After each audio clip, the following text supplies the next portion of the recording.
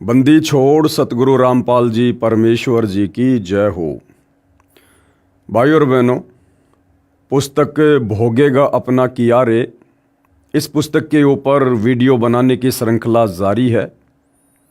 ये पुस्तक सन 2006 करोथा कांड के बाद में सतलोक आश्रम मैनेजमेंट हरियाणा अर्थात राष्ट्रीय समाज सेवा समिति के द्वारा लिखी गई है।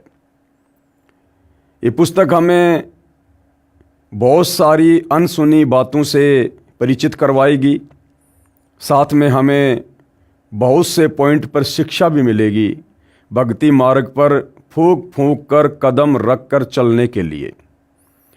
तो भाई और बहनों, इस पुस्तक के ऊपर आज हमारा ये दूसरे नंबर का वीडियो है और पहले नंबर का जो वीडियो था इस पुस्तक की भूमिका के ऊपर था। आप उसको ज़रूर देखिएगा। भूमिका को समझे बिना आगे की वीडियो समझ पाना थोड़ा मुश्किल होगा। तो आज हम इस पुस्तक पर आगे बढ़ें उससे पहले सतगुरु रामपाल जी का जयकारा लगाएंगे। बंदी छोड़ सतगुरु रामपाल जी परमेश्वर जी की जय हो। परमपिता परमात्मा सारी सृष्टि के रचनहार, कुल मालिक, असंख्य ब्रह्मांडों के स्वामी, जगत गुरु, तीनों लोकों में प्रवेश करके सबका धारण पोषण करने वाले राजाधीराज, आत्माधार, नाथों के नाथ, देवों के देव महादेव, सर्वेश्वर महेश्वर, मृत्युंजय, अजरो अमर, आदि अनादि सनातनी प्रभु, जगत पिता जगदीश्वर, श्री श्री 1008 की उपाधि के वास्तविक अधिकारी, अकाल मूरत सौद स्वरूपी राम वासुदेव, सर्वगतम ब्रह्म, परम पूज्य, प्रथम पूज्य, परम संत, परम पुरुष, परम धनी, परम दयालु, सत्य कबीर, हक्का कबीर, अल्लाहु कबीर, अल्लाहु अकबर, बाखबर, अल्लाह ताला, जगत के तारणहार, जगत के मुक्तिदाता, जगत के जगन्नाथ, हारे के सहारे, हिंदुओं के राम, मुसलमानों के अल्लाह, सिखों के वाहिगुरु, ईसाइयों के मसीह, दया के सागर दयानिधि, करुणा के सागर करुणानिधि, स्वयंभू परिभू, संकट मोचन, कष्ट हरण, मंगल करण, दुख भंजन, अविगत कबीर, निर्विकार निर्विषम परमात्मा, अलय अलेख सतगुरु, आदि अनादि सतगुरु, असली मर्यादा पुरुषोत्तम, असली राम, असली कृष्ण, असली घनश्याम, असली मुरारी, राजाओं के राजा, महाराजाओं के महाराजा, शहंशाहों के शहंशाह, सम्राटों के सम्राट, भगवानों के भगवान, अल्लाहों के अल्लाह, प्रभुओं के प्रभु, मसीहाओं के मसीह, सच्चे वाहिगुरु, बाबाओं के बाबा, पीरों के पीर, सेठों के सेठ, जगत सेठ, सावड़सा सेठ, सर्वगुण संपन्न, अनंत कोटि कलाओं के स्वामी, अनंत कोटि ब्रह्मांडों के नायक, योगियों में महायोगी, ध्यानियों में महाध्यानी, सिद्धों में परम सिद्ध, ज्ञानियों में तत्व ज्ञानी, ब्रह्म ज्ञानी, महाज्ञानी, परम ज्ञानी, सर्वश्रेष्ठ ज्ञानी, विज्ञानी, युवा कबीर, समर्थ कबीर, असमवात, अमित ओजा, सच्चे रहनुमा, करीम अल्लाह, सुभान अल्लाह, दुनिया के अंतिम पैगंबर, 8 सितंबर 1951 से गांव धनाना, जिला सोनीपत, हरियाणा, भारतवर्ष की पावन भूमि पे प्रकट रियल कल की भगवान श्री नारायण साकार हरि, श्री बाबा साहेब, नूर अनंत परमात्मा, सच्चे दरवेश, सच्चे बाखबर, संत श्रोमणी सतगुरु रामपाल जी परमेश्वर जी के चरण कमल में साध संगति से जुड़े हुए देश विदेश से आप और हम सभी सत्सेवक भाई बहनों का अनंत कोटि दंडवत प्रणाम। तो भाई और बहनों, पुस्तक भोगेगा अपना किया रे, इस पुस्तक के ऊपर वीडियो बनाने की श्रृंखला जारी है। इसी श्रृंखला में आज हमारा ये दूसरे नंबर का वीडियो है। अब हम आगे बढ़ते हैं। भोगेगा अपना किया रे, यानी जैसा कर्म प्राणी करता है, अच्छा या बुरा, समय आने पर वो वैसा ही उसका भोग भोगता है। कबीर मन नेकी कर ले 2 दिन का मेहमान, कि हे नादान प्राणी, इस काल के लोक में तेरे को जो ये मनुष्य जन्म मिला है ये तेरे 2 दिन का जीवन है, 2 दिन का, एक शौपन की तरह। जैसे रात्रि में हमें शौपन आता है, शौपन में हम राजा बन जाते हैं, सेठ बन जाते हैं, लंबी आयु जीते हैं, और जैसे ही आंखें खुलती हैं ना वो राजा का जीवन रहता है, ना वो शहर रहता है, ना वो सुख रहते हैं। तो ये मनुष्य जन्म, ये भले 60 साल का है, 70 साल का है, 100 साल का है, लेकिन असल में ये 2 दिन की ही जिंदगी है। 2 दिन का मतलब बहुत थोड़े समय के लिए परमात्मा ने आपको ये मनुष्य जन्म दिया है। आखिर तुझको कौन कहेगा गुरु बिन आत्मज्ञान। इस संसार में आपको जो भी व्यक्ति ज्ञान देगा वो केवल यहाँ तक कि व्यवस्था को बनाए रखने का ज्ञान दे सकता है, रोजी रोटी तक का ज्ञान दे सकता है, पढ़ाई लिखाई का ज्ञान दे सकता है, अधिक माया कैसे कमाई जाए, बड़ी कार कैसे ली जाए, बड़ा मकान कैसे बनाया जाए, समाज में प्रभुता कैसे मिले, केवल आपको इसी प्रकार का ज्ञान दे सकता है। लेकिन आत्मज्ञान, मैं कौन हूँ, कहाँ से आया हूँ, मरने के बाद कहाँ जाऊँगा, क्यों जन्म रहा हूँ, क्यों मर रहा हूँ, आँखों के सामने बेटा बेटी क्यों मर जाते हैं, पिछले जन्म में कहाँ था, इस प्रकार का जो ज्ञान है ये आत्मज्ञान कहलाता है। यानी अपने विषय में जानना, मेरे को मनुष्य जन्म क्यों मिला है, बाकी अन्य प्राणी इतना कष्ट क्यों भोग रहे हैं गधे कुत्ते सूअर के शरीर में, इस मनुष्य जन्म का प्रयोजन क्या है, मूल मकसद क्या है, इसको कहते हैं आत्मज्ञान। तो कहते हैं गुरु के बिना, सतगुरु के बिना आत्मज्ञान और परमात्म ज्ञान नादान, ये जानकारी तुझे सांसारिक व्यक्ति नहीं दे सकते। आखिर तुझको कौन कहेगा गुरु बिन आत्मज्ञान। कबीर राम नाम रटते रहो जब तक घट में प्राण, और कभू तो दीन दयाल के भिनक पड़ेगी कान। कबीर मानुष जन्म दुर्लभ है मिले न बारंबार, तरवर से पत्ता टूट गिरे बहुर न लगता डार। कबीर परमेश्वर कहते हैं, हे नादान प्राणी, ये मनुष्य जन्म जो तुझे वर्तमान में सुलभ है, तुझे प्राप्त है, ये अति दुर्लभ है, अति दुर्लभ। 184 योनियां भोगने के बाद परमात्मा हमें एक मनुष्य जन्म देता है, और इस मनुष्य जन्म का टारगेट, लक्ष्य केवल यही होता है कि सच्चे सतगुरु की खोज करके, उनकी शरण ग्रहण करके और आजीवन मर्यादा में रहकर शास्त्र अनुकूल सत भक्ति करें, ताकि जन्म मरण से पीछा छूटे, 184 योनियों से पीछा छूटे। तो कहते हैं मानुष जन्म दुर्लभ है, ये मिले न बारंबार। जैसे तरवर से पत्ता टूट गिरे, तरवर यानी पेड़ से एक बार यदि पत्ता नीचे गिर गया, टूट गया, वापस उसी डारी पर नहीं लगता। तो एक बार ये मनुष्य जन्म छूट गया, ये आसानी से इतना जल्दी दोबारा नहीं मिलेगा, क्योंकि सत भक्ति केवल मनुष्य जन्म में ही हो सकती है। अन्य प्राणियों की योनियों में, शरीरों में हम भक्ति नहीं कर सकते। हमें जो ये विशेष बुद्धि जो प्राप्त है, सोचने की, समझने की, भक्ति करने की, कार्य करने की, ये केवल मनुष्य योनि में ही प्राप्त होती है। मानव को परमात्मा का अमर संदेश है कि हे मानव, यह शरीर बहुत मुश्किल से प्राप्त होता है, इसको प्राप्त करके शुभ कर्म कर, भक्ति कर, किसी की आत्मा को ना दुखा। आत्मा दुखी हुई तो समझो परमात्मा दुखी हुआ, और जिसने परमात्मा को दुखी कर दिया, फिर उस नादान के पास में शेष रह क्या गया। कबीर गरीब को न सताइए जाकी मोटी हाय, और बिना जीव की श्वास से लो वशम हो जाए। गरीब आदमी, दुखी आदमी, परमात्मा कहते हैं कभी भी उसकी हाय नहीं लेनी चाहिए। ये मनुष्य जन्म का लक्षण है कि हमने कभी किसी को दुखी करना ही नहीं चाहिए। भले हमें कोई दुखी कर दे, उसे हम सहन कर लें, लेकिन हमारे से मन कर्म वचन से किसी की आत्मा को जरा भी ठेस ना पहुँचे। कबीर परमेश्वर जी अपनी वाणी में कहते हैं, कबीरा आप ठगाइए और न ठगिए कोई, आप ठगाए सुख होत है औरों को ठगे दुख होए। तो कहते हैं यदि कोई दीन दुखी को सताता है, दुखी करता है, तो वो निर्बल व्यक्ति उसका कर कुछ नहीं पाएगा। वो एक कोने में बैठ के रोएगा, परमात्मा को याद करेगा, और जब आत्मा दुखी होती है तो उसकी पुकार परमात्मा के पास जाती है। और यदि परमात्मा ने एक्शन ले लिया तो नादान प्राणी फिर तेरा होगा क्या। भावार्थ है कि जैसे पुराने समय में लोहार कारीगर अपने औजार बनाने के लिए, लोहा गर्म करने के लिए पशु के चर्म की धोकनी बनवाते थे, उस निर्जीव खाल से अग्नि पर हवा मारते थे, जैसे वर्तमान में पंखे का प्रयोग करते हैं। उस निर्जीव खाल से हवा निकलती थी तथा फिर हवा भरती थी। वह ऐसे हवा लेती और छोड़ती थी जैसे माँ दुखी मनुष्य दुख में आहें भरता है।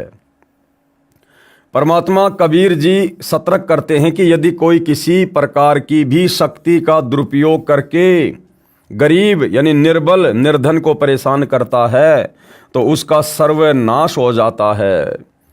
चाहे कोई बहुत बड़ा अधिकारी किसी पद पर है और यदि वो बेवजह किसी को दुखी करेगा, परेशान करेगा, समय पर किसी का कार्य नहीं करेगा या उसमें गफलत करेगा, तो कहते हैं परमात्मा एक्शन लेता है। जैसे बिना जीव की खाल से निकली श्वास लोहे तक को भस्म जलाकर नष्ट कर देती है, तो जीवित प्राणी से निकली हाय रूपी श्वास बद्दुआ तेरा सर्वनाश कर देगी। अगले जन्म में वह व्यक्ति कुत्ता बनता है और सिर में कीड़े पड़ते हैं। फिर क्या कह रहे हैं परमात्मा? संत सताना कोटि पाप है, यानी साधु संतों को दुखी करना। देखो, एक तो आम व्यक्ति को दुखी किया जाए वो भी बहुत बुरी बात है, और यदि साधु संत भक्तों को कोई दुखी करता है तो कहते हैं वो तो करोड़ों पाप के बराबर है, करोड़ों पाप के बराबर। क्योंकि साधु संत भगत कभी किसी को बेवजह दुखी नहीं करते, कभी किसी का बुरा नहीं सोचते। और ऐसे आत्माओं को यदि कोई दुखी करता है, वो चाहे मंत्री हो, चाहे अधिकारी हो, बहुत बड़ा कोई पैसे वाला हो, किसी भी प्रकार से सर्वशक्तिमान आदमी हो, यदि वो संत भक्तों को दुखी करता है तो वो तो करोड़ों पापों के बराबर है। अनगिन हत्या अपराधम संत सताए साहिब दुख पावे कर देत बर्बादम। और संत भगत को सताने से परमात्मा दुखी होता है, साहिब दुखी होता है, और कहते हैं फिर वो परमात्मा सताने वाले को बर्बाद करके छोड़ता है, बर्बाद करके। राम कबीर कहे मेरे संत को दुख ना दीजिए कोई। कबीर परमात्मा कहते हैं कि मेरे भगत को कभी कोई दुख मत देना। संत दुखाए मैं दुखी, मेरा आपा भी दुखी होए। और हिरणाकुश उदर विदारिया मैं ही मार्या कंस। और जो मेरे संत को दुखी करे उसका खोदूं वंश। परमात्मा कहते हैं हिरणाकुश का पेट नरसिंह रूप धारण करके हमने फाड़ा था, और जो मेरे संत को दुखी करेगा उसका तो मैं वंश ही समाप्त कर दूंगा। जैसे रावण का वंश परमात्मा ने खत्म कर दिया, आज रावण के परिवार में कोई दीपक लगाने वाला भी नहीं है। कंस के वंश को ही परमात्मा ने खत्म कर दिया, आज कोई दीपक लगाने वाला भी नहीं है। दुर्योधन के वंश को ही परमात्मा ने खत्म कर दिया, आज कोई दीपक जलाने वाला भी नहीं है। सतलोक आश्रम रोहतक झज्जर रोड पर करोथा गांव से 2 किलोमीटर तथा डिग्गल गांव से 4 किलोमीटर की दूरी पर सड़क पर गांव करोथा की सीमा में स्थित है। करोथा जिला रोहतक हरियाणा का गांव है। अप्रैल सन 1999 में करोथा के भक्तों ने स्वेच्छा से कुछ एकड़ जमीन दान की, जो ट्रस्ट के नाम कराई गई। संत रामपाल जी महाराज से वहाँ सत्संग करने की प्रार्थना की गई। महीने में एक बार प्रत्येक पूर्णमासी को सत्संग होने लगा। बहुत संख्या में भगत जन सत्संग सुनने के लिए आने लगे। सत्संग प्रवचनों से प्रभावित होकर भगत बुराइयां त्यागने लगे। शराब, तमाकू, अफीम आदि नशीली वस्तुओं को त्याग कर सभ्य और निर्विकार जीवन जीने लगे।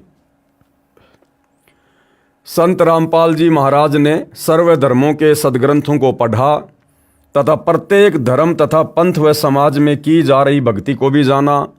उसमें पाया कि जो भी धर्म, पंथ या समाज जिस भी ग्रंथ का नाम लेकर अपना धार्मिक प्रचार कर रहा है, वह स्वयं नहीं जानता कि आप जिस ग्रंथ को सत्य मानते हैं उसके विपरीत ज्ञान तथा भक्ति विधि बता रहे हैं। उदाहरण के लिए आर्य समाज एक धार्मिक समाज होने का दावा करता है। वह महर्षि दयानंद सरस्वती का अनुयायी है। यानी जो आर्य समाज के फॉलोवर हैं, विशेषकर हरियाणा में, वो सब के सब महर्षि दयानंद जी को अपना आदर्श मानते हैं। महर्षि दयानंद ने अपने 59 वर्ष के जीवन काल में जैसा वेदों को समझा तथा परमात्मा को जैसा जाना, वह सत्यार्थ प्रकाश नामक पुस्तक में लिख गए। यानी उन्होंने अपनी भक्ति का जो अनुभव था वो सत्यार्थ प्रकाश नाम की पुस्तक में लिख दिया। इसके साथ साथ समाज सुधार के जो नियम महर्षि दयानंद जी ने बताए कि मेरे अनुयायी इन नियमों का पालन करें, वह भी सत्यार्थ प्रकाश के 4थे अध्याय में लिखा हुआ है। महर्षि दयानंद सरस्वती तथा उनके अनुयायी आर्य समाजियों का मानना है कि चारों वेद, कौन कौन से? ऋग्वेद, यजुर्वेद, सामवेद तथा अथर्ववेद सत्य ज्ञान युक्त पुस्तक हैं। यानी वेदों का ज्ञान बिल्कुल सत्य है, इसमें कोई मेन मेक नहीं है। इस बात को महर्षि दयानंद सरस्वती जी भी मानते हैं और उनके फॉलोअर भी मानते हैं। वे यहाँ तक कहते हैं कि हम वेद के अतिरिक्त किसी आध्यात्मिक पुस्तकों को सत्य नहीं मानते जिनका ज्ञान वेदों से नहीं मिलता। बिल्कुल सही बात है। संत रामपाल जी महाराज ने सत्यार्थ प्रकाश के ज्ञान की तुलना वेदों से ही करके सिद्ध कर दिया कि महर्षि दयानंद जी को वेद ज्ञान कतई नहीं था।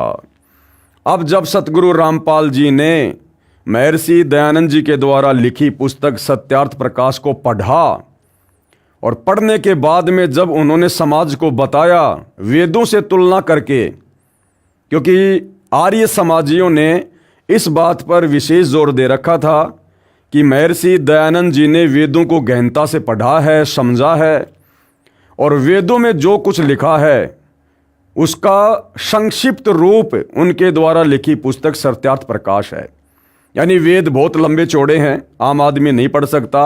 इसलिए महर्षि दयानंद जी ने जिस प्रकार से चारों वेदों का सार पवित्र गीता जी को बना दिया है, उसी प्रकार से महर्षि दयानंद जी ने चारों वेदों का सार निष्कर्ष अपनी पुस्तक सत्यार्थ प्रकाश में लिख दिया है। और सतगुरु रामपाल जी ने जब महर्षि दयानंद जी के द्वारा लिखी उस पुस्तक को पढ़ा और वेदों से तुलना की तो पाया कि महर्षि जी के द्वारा लिखी गई सत्यार्थ प्रकाश का ज्ञान तो वेदों के बिल्कुल विपरीत है। कहीं मैच ही नहीं हो रहा, कहीं मेल ही नहीं खा रहा है और दुनिया उस पुस्तक को वेदों के ज्ञान से परिपूर्ण मानकर पढ़ रही है और भक्ति कर रही है।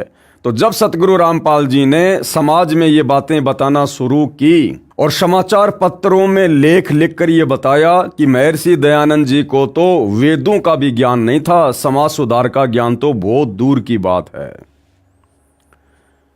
सत्यार्थ प्रकाश के ज्ञान की तुलना वेदों से ही करके सिद्ध कर दिया कि महर्षि दयानंद जी को वेद ज्ञान कतई नहीं था, न ही उनको समाज सुधार का ज्ञान था, क्योंकि वे स्वयं तमाकू सूंघते थे। महर्षि दयानंद जी तमाकू सूंघा करते थे। अरे समाज सुधारक तो लोगों को नशे से दूर करते हैं और महर्षि दयानंद जी खुद तमाकू सूंघा करते थे, हुक्का पिया करते थे, भांग पिया करते थे, तमाकू खाते थे और हुक्का पीते थे। सन 1875 में आर्य समाज की स्थापना हुई। सन 1877 में स्वयं हुक्का पीते थे। पढ़ें इसी पुस्तक के पेज नंबर 148 पर, हम आगे पढ़ेंगे। अब आगे क्या बता रहे हैं सतगुरु रामपाल जी? महर्षि दयानंद का वेद विरुद्ध आध्यात्मिक ज्ञान, यानी सत्यार्थ प्रकाश में कहाँ कहाँ वेदों के विरुद्ध ज्ञान दयानंद सरस्वती जी ने लिख रखा है। सतगुरु रामपाल जी ने उस पुस्तक को गहनता से पढ़कर समाज के सामने प्रस्तुत किया। महर्षि दयानंद सरस्वती जी ने सत्यार्थ प्रकाश, जिसके प्रकाशक हैं वैदिक यतिमंडल दयानंद मठ दीनानगर पंजाब तथा मुद्रक हैं आचार्य प्रिंटिंग प्रेस दयानंद मठ गोहाना मार्ग रोहतक, इसके समोल्लास नंबर 12 पेज नंबर 342 पर अनुभूमिका में लिखा है कि आपस में वाद प्रतिवाद करने से सत्य असत्य का निर्णय होता है। यानी किसी भी ज्ञान के ऊपर वाद प्रतिवाद करने से,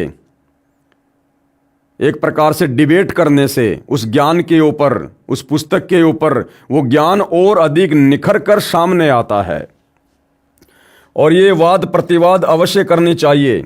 इसी आधार से संत रामपाल जी महाराज ने समाचार पत्रों के माध्यम से लेख लिखकर ज्ञान चर्चा की थी, जिसके प्रतिवाद में आर्य समाजियों ने भी लेख लिखे थे जो कोरी झूठ थी। विद्वान जनता उनसे दूर होने लगी। ज्ञान चर्चा का अंश निम्न पढ़िए।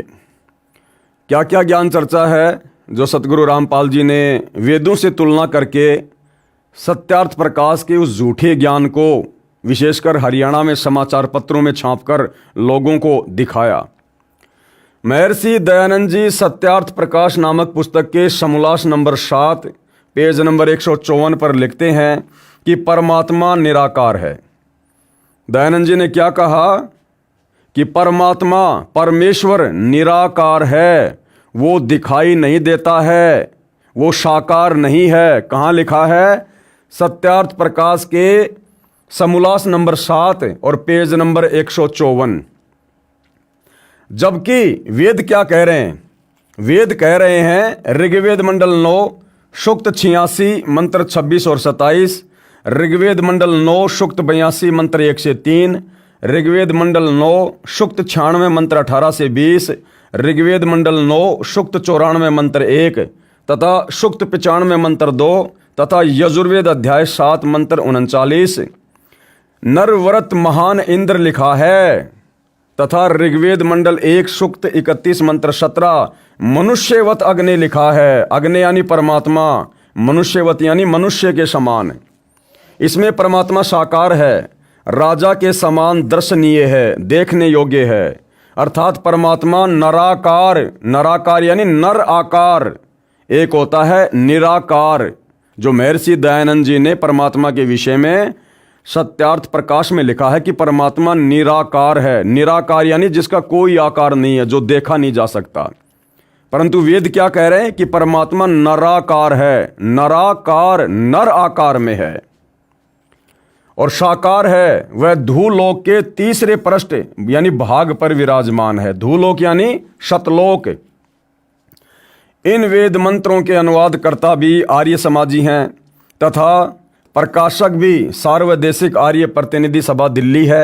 महर्षि दयानंद जी का सत्यार्थ प्रकाश वाला सिद्धांत गलत सिद्ध हुआ। यानी परमात्मा की स्थिति को लेकर महर्षि दयानंद सरस्वती जी ने जो अपनी पुस्तक सत्यार्थ प्रकाश में लिखा है कि परमात्मा निराकार है, उसको देखा नहीं जा सकता। जबकि वेद कह रहे हैं कि परमात्मा मनुष्यवत है, मनुष्य के समान शरीर है उसका, मनुष्य के समान दिखाई देता है। परमात्मा साकार है, नराकार है, नर आकार में है परमात्मा। पुस्तक है जीवन चरित्र महर्षि दयानंद सरस्वती। ये जो पुस्तक है जीवन चरित्र महर्षि दयानंद सरस्वती, इसके पेज नंबर 294 पर महर्षि दयानंद ने कहा है कि जो संसार में दिखाई देता है ये सब उसी का रूप है। जो संसार में दिखाई दे रहा है ये सब परमात्मा का ही रूप है। जो पेड़ दिखाई दे रहा है वो भी परमात्मा का रूप है, जो पहाड़ दिखाई दे रहा है वो भी परमात्मा का रूप है, जो जानवर दिखाई दे रहा है वो भी परमात्मा का रूप है। महर्षि दयानंद जी कहते हैं कि परमात्मा किसी एक स्थान पर किसी लोक में नहीं रहता, जबकि वेद कह रहे हैं कि परमात्मा धूलोक के तीसरे भाग पर रहता है। सतलोक के तीसरे हिस्से पर परमात्मा सिंहासन पर विराजमान है। सत्यार्थ प्रकाश के समोल्लास नंबर 7 पेज नंबर 153, समोल्लास 14 पेज नंबर 480 481 पर, जबकि ऋग्वेद मंडल 9 सूक्त 86 मंत्र 27, ऋग्वेद मंडल 9 सूक्त 54 मंत्र 3 तथा ऋग्वेद मंडल 9 सूक्त 96 मंत्र 18 से 20 में स्पष्ट है कि परमात्मा धूलोक के तीसरे पृष्ठ अर्थात स्थान पर विराजमान है, एक देशीय है। ऋग्वेद मंडल 9 सूक्त 54 मंत्र 3 में स्पष्ट है कि परमात्मा भुवनोपरि तिष्ठति। परमात्मा भुवनोपरि यानी सबसे ऊपरी भाग पर, तिष्ठति यानी बैठा हुआ है, लोकों में ऊपर बैठा है, विराजमान है। महर्षि दयानंद जी का सत्यार्थ प्रकाश वाला सिद्धांत गलत सिद्ध हुआ। उसके बाद सत्यार्थ प्रकाश समोल्लास 7 पेज नंबर 155 तथा 163 पर महर्षि दयानंद जी ने कहा है कि परमात्मा भगत के पाप नाश नहीं करता। बताओ फिर भक्ति किस लिए करें? फिर लोग आर्य समाजी क्यों बने? अरे लोग आर्य समाजी इसीलिए तो बने कि भाई हमें वेदों का ज्ञान प्राप्त होगा, वेदों में परमात्मा कौन है कैसा हमें पता चलेगा, हम उस परमात्मा की भक्ति करेंगे। सुना है परमात्मा सुख देता है, अंधे को आँख देता है, निर्धन को माया देता है, कोढ़ी को काया देता है, बांझ को पुत्र देता है, सारे सुख देता है। इसीलिए तो लोग वेदों को पढ़ते हैं, गीता को पढ़ते हैं, भक्ति करने की इच्छा होती है। और महर्षि जी क्या कह रहे हैं सत्यार्थ प्रकाश में कि परमात्मा पाप नाश नहीं करता है। अरे जब हमारे पाप ही नाश नहीं होंगे तो हम सुखी कैसे होंगे? क्योंकि पाप कर्मों के कारण तो इंसान पर दुख आता है, और यदि भक्ति करते करते भी पापों का नाश नहीं होगा तो हम सुखी कैसे होंगे? फिर भला भगवान की भक्ति करने की इच्छा कैसे होगी यदि वो पाप ही नाश नहीं करेगा? तो परमात्मा भगत के पाप नाश नहीं करता।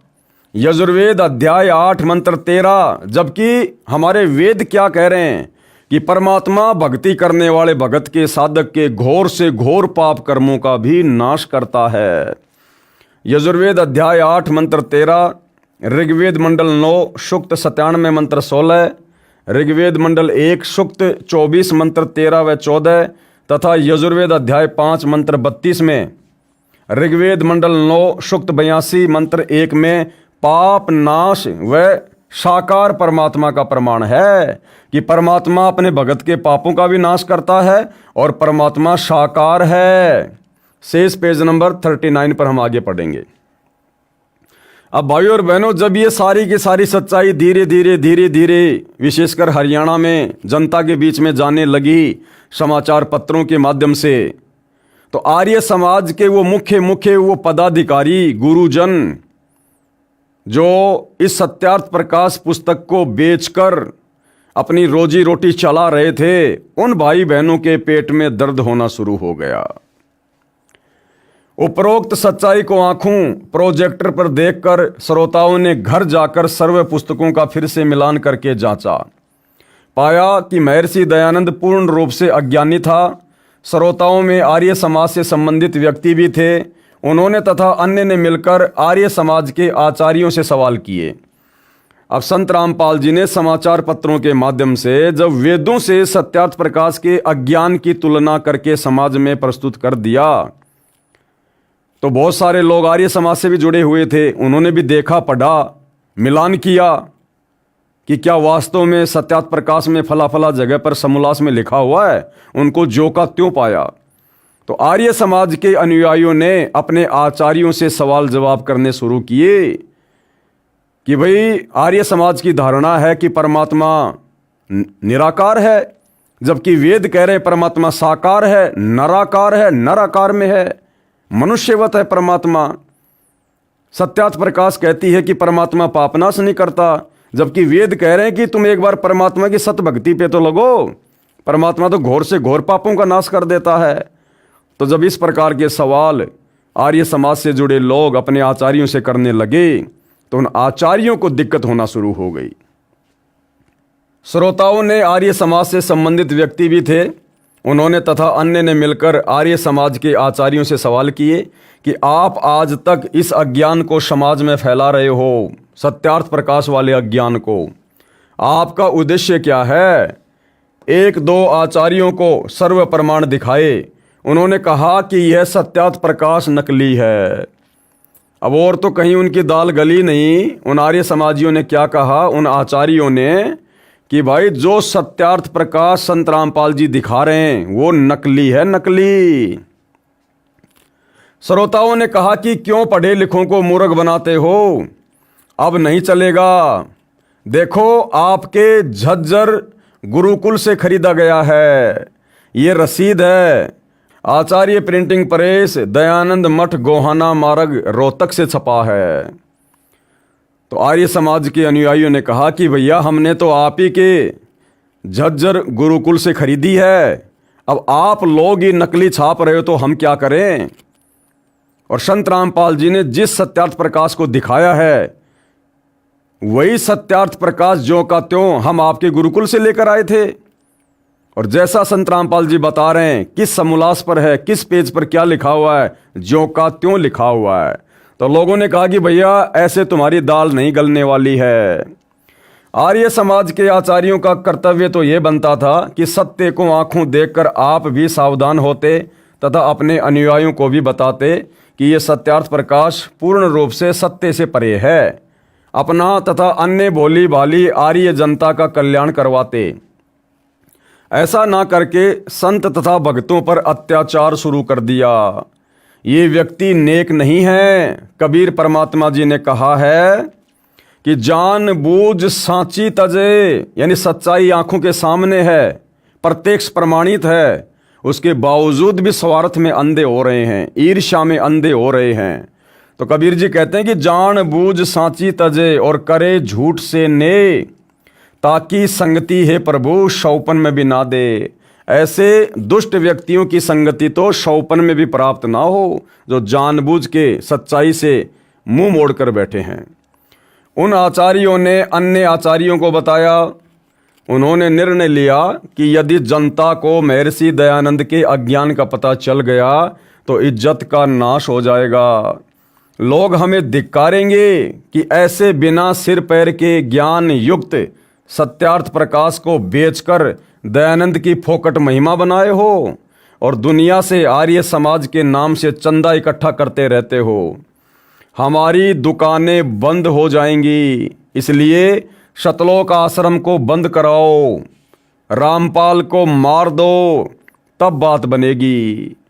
इसी षड्यंत्र के तहत इन अपराधी आचार्यों ने शतलोक आश्रम करोथा जिला रोहतक के आसपास के गांव में डिग्गल, करोथा, ब्रहाना, बागपुर आदि पब्लिक मीटिंग करके झूठा प्रचार किया कि शतलोक आश्रम करोथा में गलत काम होते हैं।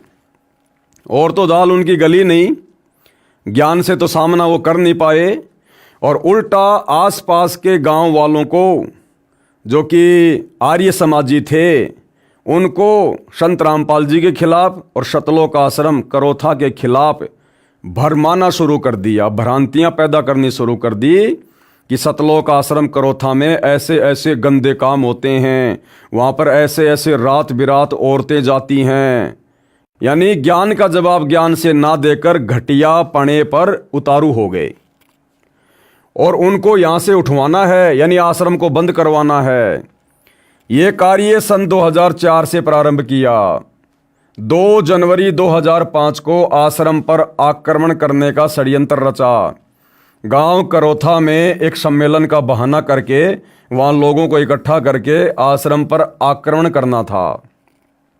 समय रहते ट्रस्ट के ट्रस्टी ने माननीय न्यायालय से इस सम्मेलन का स्टे ले लिया।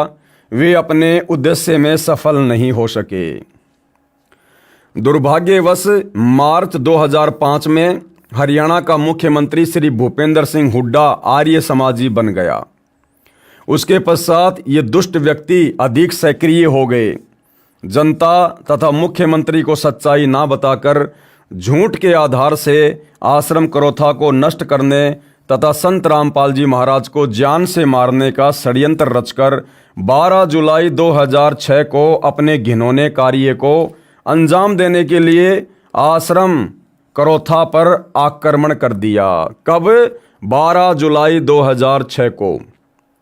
भगत जन पूर्णमासी का सत्संग सुनने के लिए आश्रम में इकट्ठा हुए थे।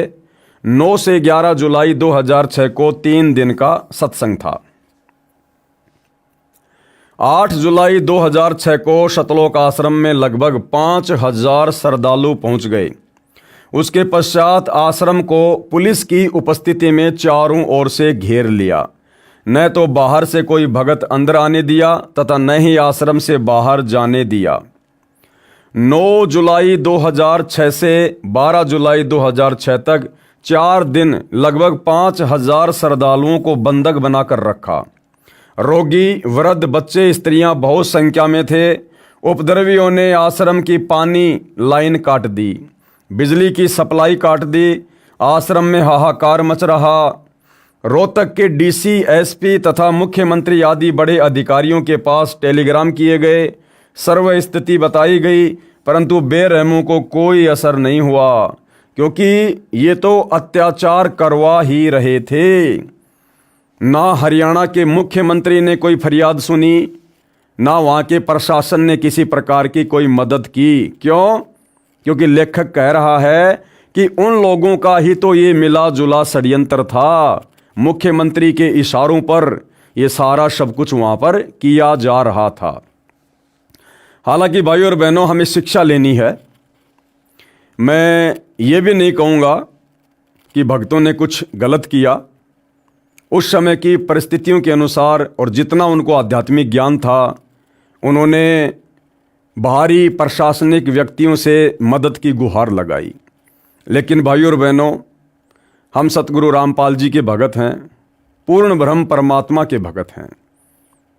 ये तत्व ज्ञान होने के बाद मुसीबत क्या, चाहे मुसीबत का पहाड़ क्यों ना टूट जाए, हमने अपने सतगुरुदेव भगवान के चरणों के अलावा, क्योंकि यदि हमने ये मान लिया, जान लिया, पहचान लिया कि सतगुरु रामपाल जी स्वयं सर्वशक्तिमान कबीर परमेश्वर हैं, इनके अलावा धरती पर सृष्टि में दूसरी कोई शक्ति नहीं है, भले ही वर्तमान में अपने आप को छुपाकर आम संत के रूप में अपना प्रचार प्रसार कर रहे हैं।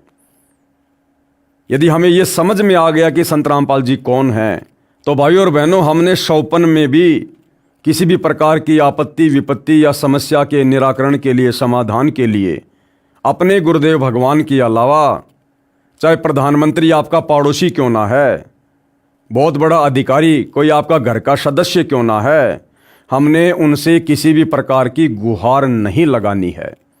हमें जो भक्ति, जो मर्यादा सतगुरु ने दी है, हमने केवल उसी के ऊपर अडिग होकर और मन कर्म वचन से अपने गुरु पर विश्वास करके हमने अडिग रहना है। बाकी कार्य फिर सतगुरु का है। वो जानी जान है, अंतर्यामी है, सब कुछ जानता है। वर्तमान भूत भविष्य कुछ भी छुपा हुआ नहीं है। सतगुरु आदि अनादि है, सतगुरु मद है मूल, सतगुरु को सिजदा करूं एक पलक नहीं भूल। लेकिन फिर भी मैं यही कहूँगा कि ये 2006 का समय था। उस समय तक आत्माओं को इतना तत्व ज्ञान नहीं हो पाया था। अपने गुरुदेव भगवान की वास्तविक स्थिति से वो भगत भाई बहन परिचित नहीं थे, जिस कारण से उन्होंने प्रशासन की मदद लेना उचित समझा, जबकि सर्वशक्तिमान परमात्मा उन्हीं के पास उसी आश्रम में बैठा हुआ था। 12 जुलाई 2006 को लगभग दिन के 12 बजे 8 से 10 हज़ार उपद्रवियों ने सतलोक आश्रम पर चारों ओर से आक्रमण कर दिया। पुलिस ने पहले तो रोकने के लिए गोलियां चलाई, जिसमें लगभग 56-57 उपद्रवी घायल हो गए तथा एक गांव बागपुर का सोनू नामक युवक मारा गया। फिर पुलिस दूर खड़ी होकर देखती रही।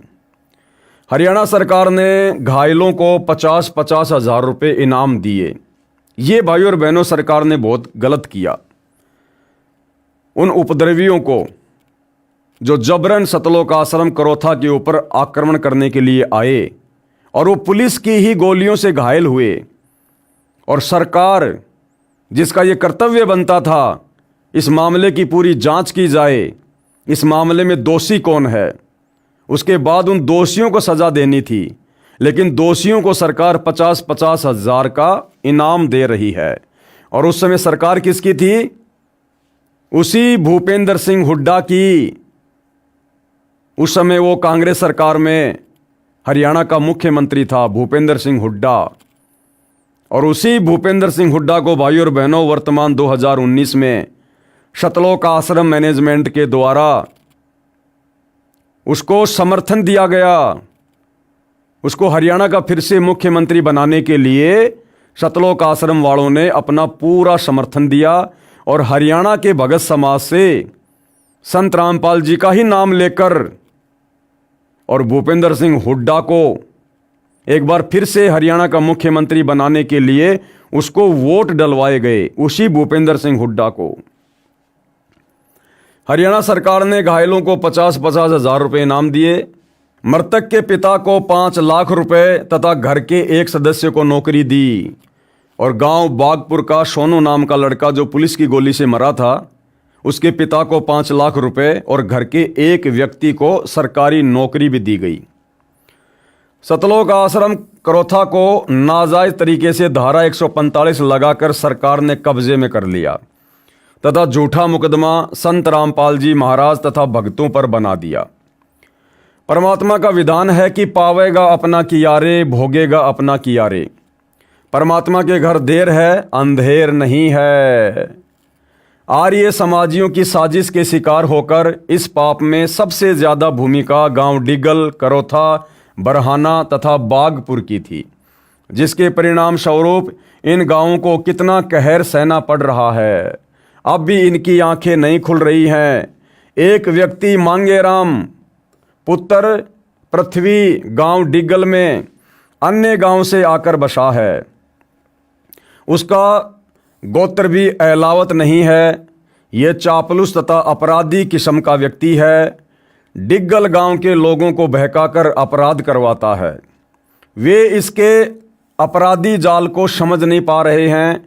इसके अपराधों के कारण 3 मुकदमे आश्रम के भक्तों ने कर रखे हैं, जिनमें से 2 में ये भगोड़ा हो चुका है। एक दिन समय आएगा इसका तथा इसके पुत्रों को, जो इसके साथ अपराध में शामिल थे, वे भी भगोड़े हो चुके हैं। पुलिस पकड़ेगी तथा 6 महीने जमानत भी नहीं होगी और सजा भी होगी। मांगेराम का एक लड़का अपहरण करके फिरौती रूप में रुपए मांगने के मुकदमे में सजा प्राप्त है। दिल्ली की तिहाड़ जेल में पड़ा है। यही अपराध मांगेराम तथा मांगेराम के इसी पुत्र तथा अन्य पुत्रों व अन्य कई अपराधियों को साथ लेकर आश्रम के भगत के साथ किया था, जिसमें यह भगोड़ा है। इस व्यक्ति ने आर्य समाज से रुपए लेकर स्वयं खा लिए। गांव के भोले युवकों को बहकाकर शराब पिलाकर आश्रम के भक्तों के साथ जुल्म करवाए। उनका कहर अब गांव डिग्गल भोग रहा है। इसका अधिक सहयोग जयसिंह, जो 27 गांव का प्रधान है, वो दे रहा है। इसका भी नाश करा दिया। पढ़िए नीचे लिखे प्रमाण। अब देखो भाइयों और बहनों, संत सजाने की सजा कितनी भयंकर होती है। जिन विशेष गांवों ने, जिनमें आर्य समाजियों की तादाद ज़्यादा थी, उन गांव वालों के ऊपर 2006 करोथा कांड के बाद किस प्रकार से आपत्तियों का कहर टूटा, संत सताने की उनको सजा मिली, यहाँ पर लिखा जा रहा है। डिग्गल गांव में मौत का कहर। हम बड़े दुख के साथ लिख रहे हैं कि कुछ दुष्ट लोगों के बहकावे में आकर सन 2006 में करोथा कांड करके संत तथा भक्तों को सताकर कैसा कष्ट उठा रहे हैं। करोथा आश्रम के आसपास के गांव हम किसी का अपमान करने का उद्देश्य नहीं रखते, अपितु सतर्क करना चाहते हैं कि अब तो आंखें खोल लो और कितना नाश करना चाहते हो। संत तथा भगत कभी बद्दुआ नहीं देते, वे परमात्मा के सामने रोते हैं। परमात्मा ही उन अपराधियों को दंड देता है। लेखक क्या कह रहा है कि संत भगत हमेशा परमात्मा के आगे रोते हैं, फिर परमात्मा ही उनको दंड देता है। भाई, जब करोथा कांड हो रहा था तो फिर प्रशासन से मदद क्यों मांगी गई? परमात्मा तो वहीं आश्रम में बैठे हुए थे संत रामपाल जी के रूप में। फिर आश्रम के भक्तों ने प्रशासन से मदद क्यों मांगी? क्या परमात्मा सक्षम नहीं था, या आप लोग उस समय सतगुरु रामपाल जी को परमात्मा के रूप में नहीं मान रहे थे? दोनों में से एक कारण है। गांव डिग्गल का एक अभय नाम का आदमी का लड़का भुंडू आश्रम में घुसा और भक्तों के साथ झगड़ा किया। उस लड़के की छाती में कैंसर हो गई, मौत को प्राप्त हुआ। अब देखते जाना भाइयों और बहनों, किस प्रकार से लाशों की लाइन लगती है। जिन लोगों ने 2006 करोथा कांड में विशेष भूमिका निभाई, संत को दुखी किया, भक्तों को दुखी किया, परमात्मा का विधान उनके ऊपर लागू हुआ। अभय ने गुरुजी तथा भक्तों पर झूठा मुकदमा किया था। अभय ने भक्तों पर और सतगुरु रामपाल जी पर झूठा मुकदमा किया था, जिसकी सजा फिर आगे चलकर उसने पाई, जो न्यायालय में निराधार साबित हुआ। कुछ दिन के बाद उसकी जीभ में कैंसर हो गई। 3 महीने तक भूखा मरता रहा और अंत में तड़फ तड़फ कर मर गया। फिर उसी आदमी अभय का बड़ा बेटा रोहतास, जिसके पूरे शरीर पर फोड़े निकल आए और कोढ़ की तरह चोने लगा और 1 महीने तक कपड़े नहीं डाले, सिर्फ चादर ढके रहता और अंत में तड़फ तड़फ कर मर गया। उसी अभय का तीसरा बेटा गोली खाकर मर गया। इस प्रकार उसके 3 बेटे तथा स्वयं तड़फ तड़फ कर मरे। नंबर 2, अन्य गांव से आया हुआ वर्तमान में डिग्गल गांव में रह रहा एक आदमी मांगेराम पुत्र पृथ्वी ने आश्रम वालों के साथ बेवजह झगड़ा किया और आश्रम वालों के खिलाफ आर्य समाजियों के साथ मिलकर कई साजिशें रची। वह कहता था कि गुरुजी को जेल भेजकर रहेगा। कुछ दिन के बाद उसका बेटा ही एक धनी के बच्चे के अपहरण केस में जेल चला गया और उसे उम्र कैद की सजा हो गई। नंबर 3, डिग्गल गांव का जयसिंह नामक एक आदमी जो 27 गांवों का प्रधान है, उसने आश्रम से पानी की मोटरें उठवाई, पानी के पाइपों को तुड़वाया और आश्रम की बिजली के तार कटवाए। कुछ दिन के बाद उसके छोटे बेटे ने किसी औरत के साथ दुर्व्यवहार किया और जहर निगल कर मर गया। जयसिंह का दूसरा बेटा हार्ट अटैक के कारण मर गया। आगे नंबर 4, डिग्गल गांव का रणबीर नामक एक आदमी आश्रम पर आक्रमण करने गया, पुलिस की गोलियों से घायल हुआ, सरकार से इनाम में 50,000 रुपये लाया। उसी दिन से उसका बेटा पागल हो गया। आगे नंबर 5, डिग्गल गांव का महिपाल नामक एक आदमी आश्रम पर आक्रमण करने गया, पुलिस की गोलियों से घायल हो गया, सरकार से इनाम में 50,000 रुपये लाया। उसके कुछ समय बाद उसे एड्स की बीमारी हो गई और मर गया। ये डिग्गल गांव की हिस्ट्री सुनाई जा रही है भाई और बहनों, जिस गांव ने सबसे ज़्यादा भूमिका 2006 के करोथा कांड में निभाई। डिग्गल गांव का एक आदमी जग्गा आश्रम पर आक्रमण करने गया, पुलिस की गोलियों से घायल हो गया, सरकार से इनाम में 50,000 रुपये लाया।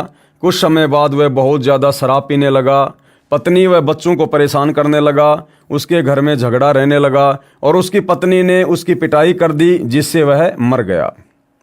नंबर 7, डिग्गल गांव का एक लीलू नामक आदमी का बेटा आश्रम पर आक्रमण करने गया, पुलिस की गोलियों से घायल हो गया, सरकार से इनाम में 50,000 रुपये लाया। कुछ दिन के बाद गन्ने की ट्राली के नीचे दबकर मर गया। नंबर 8, डिग्गल गांव का अनिल नामक एक आदमी जो आश्रम के पास वाले बाग में रहता था, उसका खुद का लड़का नहीं था, इसलिए उसके पास उसकी बेटी का लड़का रहता था। अनिल गुरुदेव जी को गालियां देता था। कुछ दिन के बाद उसका दोता एक्सीडेंट में मर गया।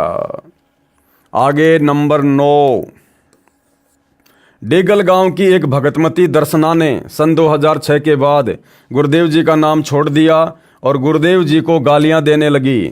कुछ दिनों के बाद उसके बेटे की पत्नी, उसका पति, दोनों बेटे मर गए। उसने अपनी बेटी की 4 बार शादी की, जिसमें से 3 बार उसकी लड़की छोड़ दी गई और चौथी बार उसका पति मर गया। फिर दर्शना ने अपनी दूसरी बेटी की शादी की, वह लड़की अपने ससुराल से भाग गई। कुछ दिनों में दर्शना भी गांव छोड़कर भाग गई। नंबर 10, डिग्गल गांव का भूप नामक एक आदमी की पत्नी ने गुरुदेव जी का नाम ले रखा था। मांगे राम नामक आदमी के कहने पर उसने अपनी पत्नी का नाम तुड़वा दिया और अपनी पत्नी को ज़बरदस्ती हुक्का पिला दिया। कुछ समय बाद भूप के गले में कैंसर हो गई और तड़फ तड़फ कर मर गया। नंबर 11, डिग्गल गांव का राजेंद्र नामक एक आदमी गुरुदेव जी को हर रोज़ गालियां देता था। कुछ समय बाद उसकी जीभ में कैंसर हो गई। 1-1 लाख रुपए के टीके लगवाने के बाद भी मौत तड़फ तड़फ कर हुई। नंबर 12, डिग्गल गांव का उमेद नामक एक आदमी गुरुदेव जी को बहुत गालियां देता था। पहले उसका हाथ कटा और अब डॉक्टरों ने उसके गले में कैंसर की बीमारी बताई है। कई लाख रुपए के टीके लग चुके हैं, फिर भी कोई आराम नहीं है। सारी ज़मीन बिक चुकी है और मरने के लिए तड़फ रहा है। नंबर 13, डिग्गल गांव का सोनू नामक एक आदमी करोथा कांड के पश्चात आश्रम में घुसा और गुरुदेव जी के फोटो पर लात मारी। कुछ दिन के बाद किसी औरत के साथ दुर्व्यवहार करने के आरोप से जहर खाकर मर गया। उसकी पत्नी चली गई, कुल का नाश हुआ। आगे नंबर 14, डिग्गल गांव का रामफल नामक एक व्यक्ति जिसके बेटे का नाम सोनू था, सोनू की 4 बहनें थी, आश्रम पर आक्रमण करके गया था। वहां पर बहुत हंगामा किया और कुछ दिनों के बाद जहर खाकर मर गया। नंबर 15, डिग्गल गांव का जय किशन नाम का एक व्यक्ति जिसने गुरुदेव जी का पुतला फूका था। कुछ समय बाद उसके सिर में कैंसर का फोड़ा हो गया। कई महीनों तक खाना नहीं खाया और अंत में तड़फ तड़फ कर मर गया। संत सताने की क्या सज़ा होती है भाइयों और बहनों, आप जी की आंखों के सामने है। डिगल गांव का एक आदमी ईश्वर, जिसने गुरुदेव जी के पुतले को कपड़े पहनाए और पुतला फूका, कुछ ही दिन बाद झज्जर चुंगी के पास ट्रक के नीचे कुचला गया और उसकी मौत हो गई। नंबर 17, डिगल गांव का एक आदमी ज्ञानेंद्र गुरुदेव जी को हर समय बेटी की गालियां देता था। 1 महीने के बाद उसकी बेटी का पति आश्रम के पास ट्रक के नीचे कुचला गया। उसकी हड्डियों को गठरी में बांध कर लाए थे। नंबर 18, डिगल गांव का एक आदमी जिसका नाम भोंडू था, उसने गुरुदेव जी का पुतला फूका और गुरुदेव जी के बारे में अश्लील बातें की जिन्हें लिखा नहीं जा सकता। सुनारिया गांव में उसकी लाश मिली और उसके गुदा द्वार में बांस का टुकड़ा मिला। उसके पूरे शरीर को बोतलों से फोड़ा गया था और उसके शरीर में कांच के टुकड़े मिले थे। उसकी लाश भी 2 दिन बाद मिली थी। उसकी 2 बेटियों का जन्म पेट काटकर हुआ था। उसका बेटा पैदा होने के 1 महीने बाद उसके पेट में फोड़ा पाया गया था, जिससे उसकी मृत्यु हो गई। इस तरह भोंडू की वंश बेल समाप्त हो गई। नंबर 19, डिगल गांव का एक आदमी जिसका नाम गगना है, उसने आश्रम के अनुयायियों के घरों को जलाने की बात की थी। कुछ दिन के बाद उसके भतीजे ने किसी महिला के साथ दुर्व्यवहार करने की कोशिश की। दूसरे कुछ लोगों ने तेजाब से जला दिया, जो कि सुसाना गांव में जला हुआ मरा मिला। उसकी माँ लकवाग्रस्त हो गई और 1 महीने के बाद तड़फ तड़फ कर मर गई। नंबर 20, डिगल गांव का प्रताप नामक एक आदमी जिसने गुरुदेव जी को बहुत गालियां दी थी। कुछ दिनों के बाद उसके दोनों गुर्दे खत्म हो गए और अब मरने के लिए तड़फ रहा है। नंबर 21, डिगल गांव का शूशु नामक एक व्यक्ति आश्रम में काला तेल लगाकर घुस गया। कुछ दिनों के बाद उसके दिमाग की नस फट गई और 1 महीने तक तड़फ तड़फ कर मर गया। उसके मरने के बाद उसकी पत्नी अपने बेटे को लेकर घर से चली गई और हमेशा हमेशा के लिए घर पर ताला लग गया। मरने से पहले अस्पताल में हर रोज 1 लाख रुपए का खर्चा हुआ। उसकी पत्नी के मायके वालों ने कहा कि उसके बड़े भाई की शादी उसकी पत्नी से करेंगे। उसके भाई की शादी ज़बरदस्ती सूसू की पत्नी के साथ की। सूसू की भाभी ने पुलिस थाने में रिपोर्ट दे दी कि उसके पति की ज़बरदस्ती दोबारा शादी करवाई है। कुछ समय बाद सूसू की पत्नी ने अपने जेठ की रिपोर्ट दे दी। सूसू के मरने के कुछ समय पहले कोतरी नामक एक पक्षी उसके ऊपर झपटती थी। वे लोग अपने बाहर वाले घर पर जाते तो कोतरी उनके सिर पर चोंच मारती। वे लोग जोहड़ पर जाते तो भी वह कोतरी उनके सिर पर चोंच मारती थी। पूरे 1 साल तक उसने घर वालों को परेशान रखा। शूशु के मरते ही वह कोतरी अचानक न जाने कहाँ चली गई। शूशु की पत्नी के रिपोर्ट देने के बाद आज उसका भाई जेल में बंद है। नंबर 22, डिगल गांव की एक औरत मुकेश, जिसने गुरुदेव जी को बहुत गालियां दी और कहा कि अगर मेरा परिवार खत्म हो जाए तो भी आश्रम में न जाऊं। कुछ दिन के बाद उसका पति मर गया, उसकी बहन मर गई, उसके ससुर की भी मौत हो गई। उसने रोते हुए कहा कि मैंने गुरुदेव जी के बारे में भला बुरा कहा, जिससे हमारे घर में एकदम से 4 मौतें हो गई। फिर उसने गुरुदेव जी से माफ़ी मांगी। उस दिन से उसके दोनों बच्चे स्वस्थ और उसका कहना है कि वह भविष्य में कभी ऐसा नहीं करेगी। नंबर 23, काले पुत्र आज़ाद, गांव डिगल, पाना मिठान। इसका पिता आज़ाद गुरुदेव जी को बहुत गलत बोलता था। उसके बेटे से झगड़ा हो गया। उसका 22 साल का लड़का जहर की गोली खाकर मर गया। 6 महीने के बाद उसकी मां की मौत हो गई और आज़ाद का बड़ा बेटा शराब पीकर मर गया। नंबर 24, राजा पुत्र अमर सिंह, चंडा, गांव डिगल, पाना डालान। इसने गुरुदेव जी को बहुत गलत कहा। तभी से उसके घर में कष्ट रहने लगे। पति पत्नी में झगड़ा रहने लगा। उसने गोली खाकर आत्महत्या कर ली। नंबर 25, डिगल गांव का एक काले नामक व्यक्ति ने एक भगत को हॉकी मार दी। काले के भाई का कुछ दिनों बाद किसी के साथ झगड़ा हो रहा था। उसे छत से धक्का देकर गिरा दिया, जिससे उसकी गर्दन की हड्डियां टूट गई और मर गया। नंबर 26, डिगल गांव का एक व्यक्ति जिसका नाम पप्पू है, उसने आश्रम से बहुत सामान उठाया था और आर्य समाज का सेवक था। इस काम की वजह से वह अब पागल हो चुका है। नंबर 27, डिगल गांव का बिंदु नामक एक व्यक्ति भी जो आश्रम में दंगा करवाने में शामिल था। उसकी पत्नी का देहांत हो चुका है तथा उसके परिवार में झगड़ा है। वह भी पूरी तरह से दूसरों के अधीन हो चुका है। खुद वह सोच भी नहीं कर सकता, यानी फ्रेश होने भी नहीं जा सकता, ऐसी हालत है। नंबर 28, डिगल गांव की कमला नाम की एक औरत है जिसने सतगुरु रामपाल जी महाराज को गाली दी थी और भला बुरा भी कहा था। आज वह चल भी नहीं सकती, उसके दोनों पैर खराब हो चुके हैं। नंबर 29, डिगल गांव का नियाली नाम की एक औरत जिसके बेटे ने गुरुदेव जी से नाम ले रखा है।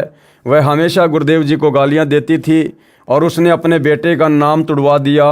उसने अपने लड़के को बाबा बनवा दिया। अब तक उसका पता नहीं चल पाया कि वो जिंदा है या मर गया। नियाली का दूसरा बेटा एक्सीडेंट में मर गया और उसके तीसरे बेटे का एक्सीडेंट हो गया और उसके पैरों में राड़ डाली गई है। उसका सारा शरीर बेकार हो गया। वह खुद कुछ भी नहीं कर सकता। निहाली का पति भी तड़फ तड़फ कर मर गया।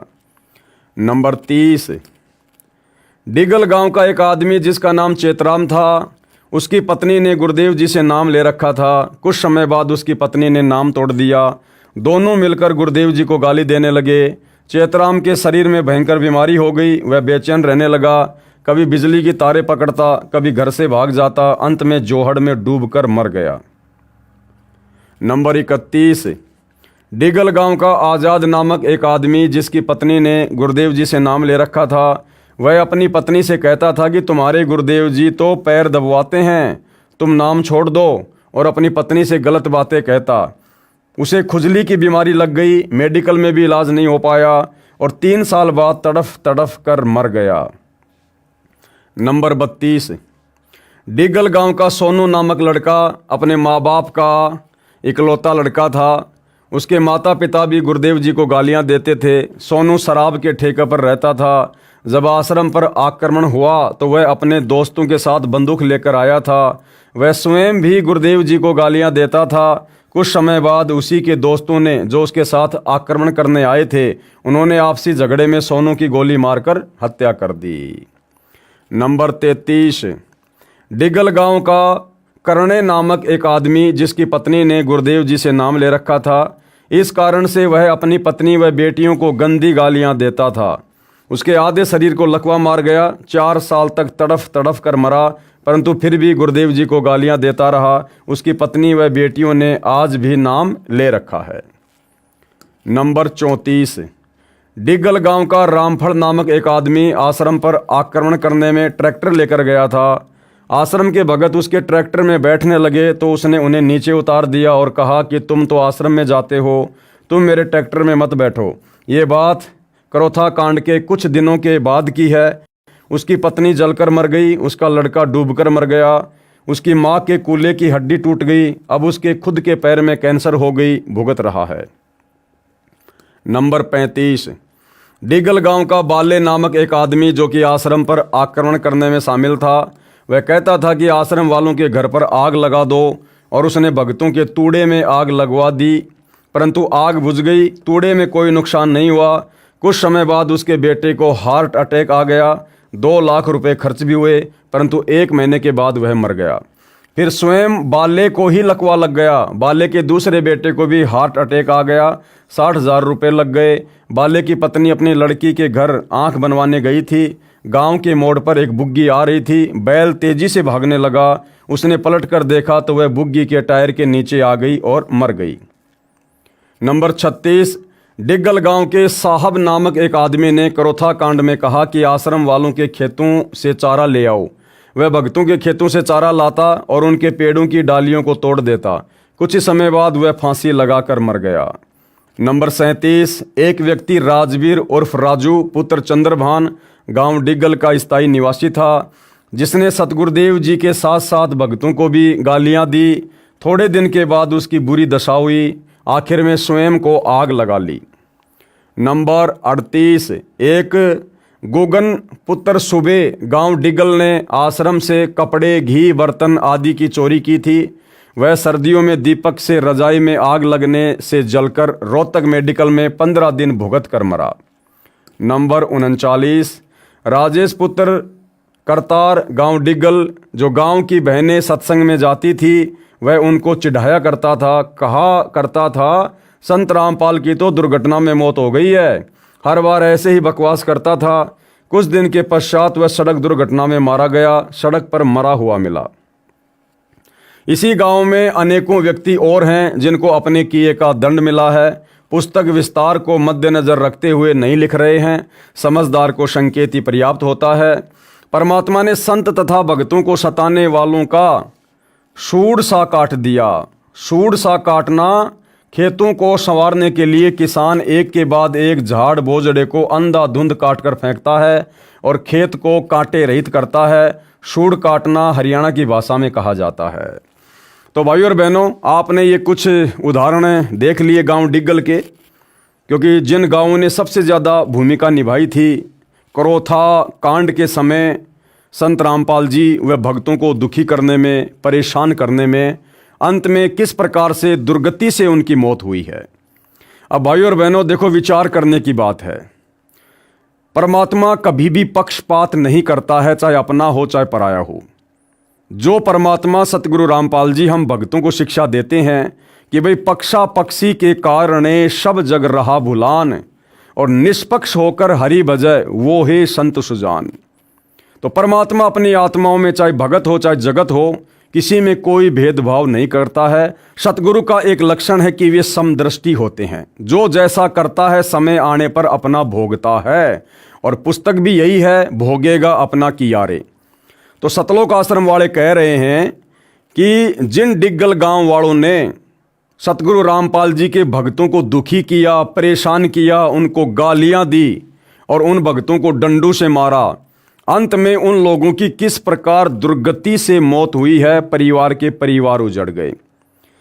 भाइयों और बहनों, वो डिग्गल गांव वाले थे या झज्जर गांव वाले थे या बागपुर गांव वाले थे, उन्होंने जो गलतियां की वो गलतियां तो हैं। संत को चाहे अनजाने में दुखी करो चाहे जानबूझ के दुखी करो, वो कर्म तो बन गया, लिखा गया, जो आगे चलकर भोगना भी होता है। उनका बुरा समय जल्दी आ गया और उन्होंने अपनी सजा पाई। लेकिन भाइयों और बहनों, खुद सतलोक आश्रमों से जुड़े भक्तों ने, सतगुरु रामपाल जी के परिवार ने, उनके भाई बंधु रिश्तेदारों ने क्या बरवाला कांड 2014 में कुछ वैसी ही भूमिका नहीं निभाई है जिस प्रकार की भूमिका करोथा कांड के समय इन डिग्गल गांव वालों ने निभाई। अरे उन गांव वालों को तो ज्ञान नहीं था, वो तो अध्यात्म से अपरिचित थे, वो तो गलतियां कर सकते थे। लेकिन सतगुरु रामपाल जी का परिवार तो पिछले 25-30 वर्षों से उनकी भक्ति कर रहा था, आध्यात्मिक ज्ञान से परिचित था। फिर इन लोगों ने भक्तों को संत रामपाल जी के नाम की आड़ में कमांडो बनाकर, उनके हाथों में पत्थर देकर, पेट्रोल बम देकर, लठ देकर, बंदूकें देकर पुलिस प्रशासन के सामने मरने मारने के लिए क्यों खड़ा कर दिया? क्या ये गलती नहीं है? क्या ये लोग दोषी नहीं हैं? सतगुरु रामपाल जी जब पृथ्वी पर आते हैं, ये एक अच्छे और सच्चे नागरिक की भी भूमिका करते हैं। अगर संत ही देश का कानून तोड़ेगा, न्यायालय की अवहेलना करेगा, तो भला संत के शिष्य फिर उनकी आज्ञा कैसे मानेंगे? इसलिए तत्वदर्शी संत जब कभी पृथ्वी पर आता है, वो एक अच्छे और सभ्य नागरिक की भूमिका करता है। लेकिन सतगुरु रामपाल जी के अनेकों झूठे मेडिकल सतलोक आश्रम मैनेजमेंट हरियाणा ने चंडीगढ़ हाई कोर्ट में पेश किए और सरेआम कहा गया कि संत रामपाल जी बहुत भयंकर बीमार हैं, उनको देखने की भी समस्या है, वो बिस्तर से उठ भी नहीं सकते, उनको हार्ट अटैक की प्रॉब्लम है। ये बरवाला कांड में आपने इंटरव्यू तो सुने होंगे सतलोक आश्रम के मुख्य भक्तों के मुख से, और किस प्रकार से भोले भाले भक्तों को सतगुरु रामपाल जी के झूठे आदेश की आड़ में बरगलाकर, उनको काले कपड़े पहनाकर, कमांडो बनाकर, हाथों में हथियार देकर, और किस प्रकार से पुलिस प्रशासन से लड़वा दिया। और इसी लड़ाई में हमारे 6 भगत भाई बहनों की मृत्यु हुई। इसका जिम्मेदार कौन है? इसका जिम्मेदार कौन? अगर करोथा कांड के जिम्मेदार डिग्गल गांव वाले हैं, तो बरवाला कांड के जिम्मेदार कौन? बरवाला कांड के बाद में किस गांव में मौतों का कहर टूटा? क्यों नहीं लिखा सतलोक आश्रम वालों ने? अगर बरवाला कांड में किसी आर्य समाजी गांव का हाथ था, किसी प्रशासनिक व्यक्ति का हाथ था, किसी धर्म गुरु का हाथ था, तो आज तक सतलोक आश्रम वालों ने एक भी व्यक्ति का नाम उजागर क्यों नहीं किया? एक भी व्यक्ति के खिलाफ बरवाला कांड को लेकर आज तक मुकदमा क्यों नहीं किया? तो भाइयों और बहनों, बरवाला कांड का दोषी कौन? स्वयं सतलोक आश्रम मैनेजमेंट हरियाणा। और दूसरी बात, बरवाला कांड के बाद जिस प्रकार से सतलोक आश्रम वालों ने काल प्रेरणा के चलते सतगुरु रामपाल जी की गैर हाजिरी में मनमानी करते हुए जो भक्ति विरुद्ध कार्य किए हैं, वर्तमान में कर रहे हैं और संगत की मर्यादा तुड़वा रहे हैं, जिस कारण से संत रामपाल जी की संगत आज अकाल मौत मर रही है, इसका जिम्मेदार कौन? क्या ये गलतियां नहीं है? वो गांव वाले तो गलती कर सकते थे, डिग्गल वाले, वो संत के ज्ञान से अपरिचित थे, परमात्मा के विधान से अपरिचित थे, उन्होंने गलतियां कर दी।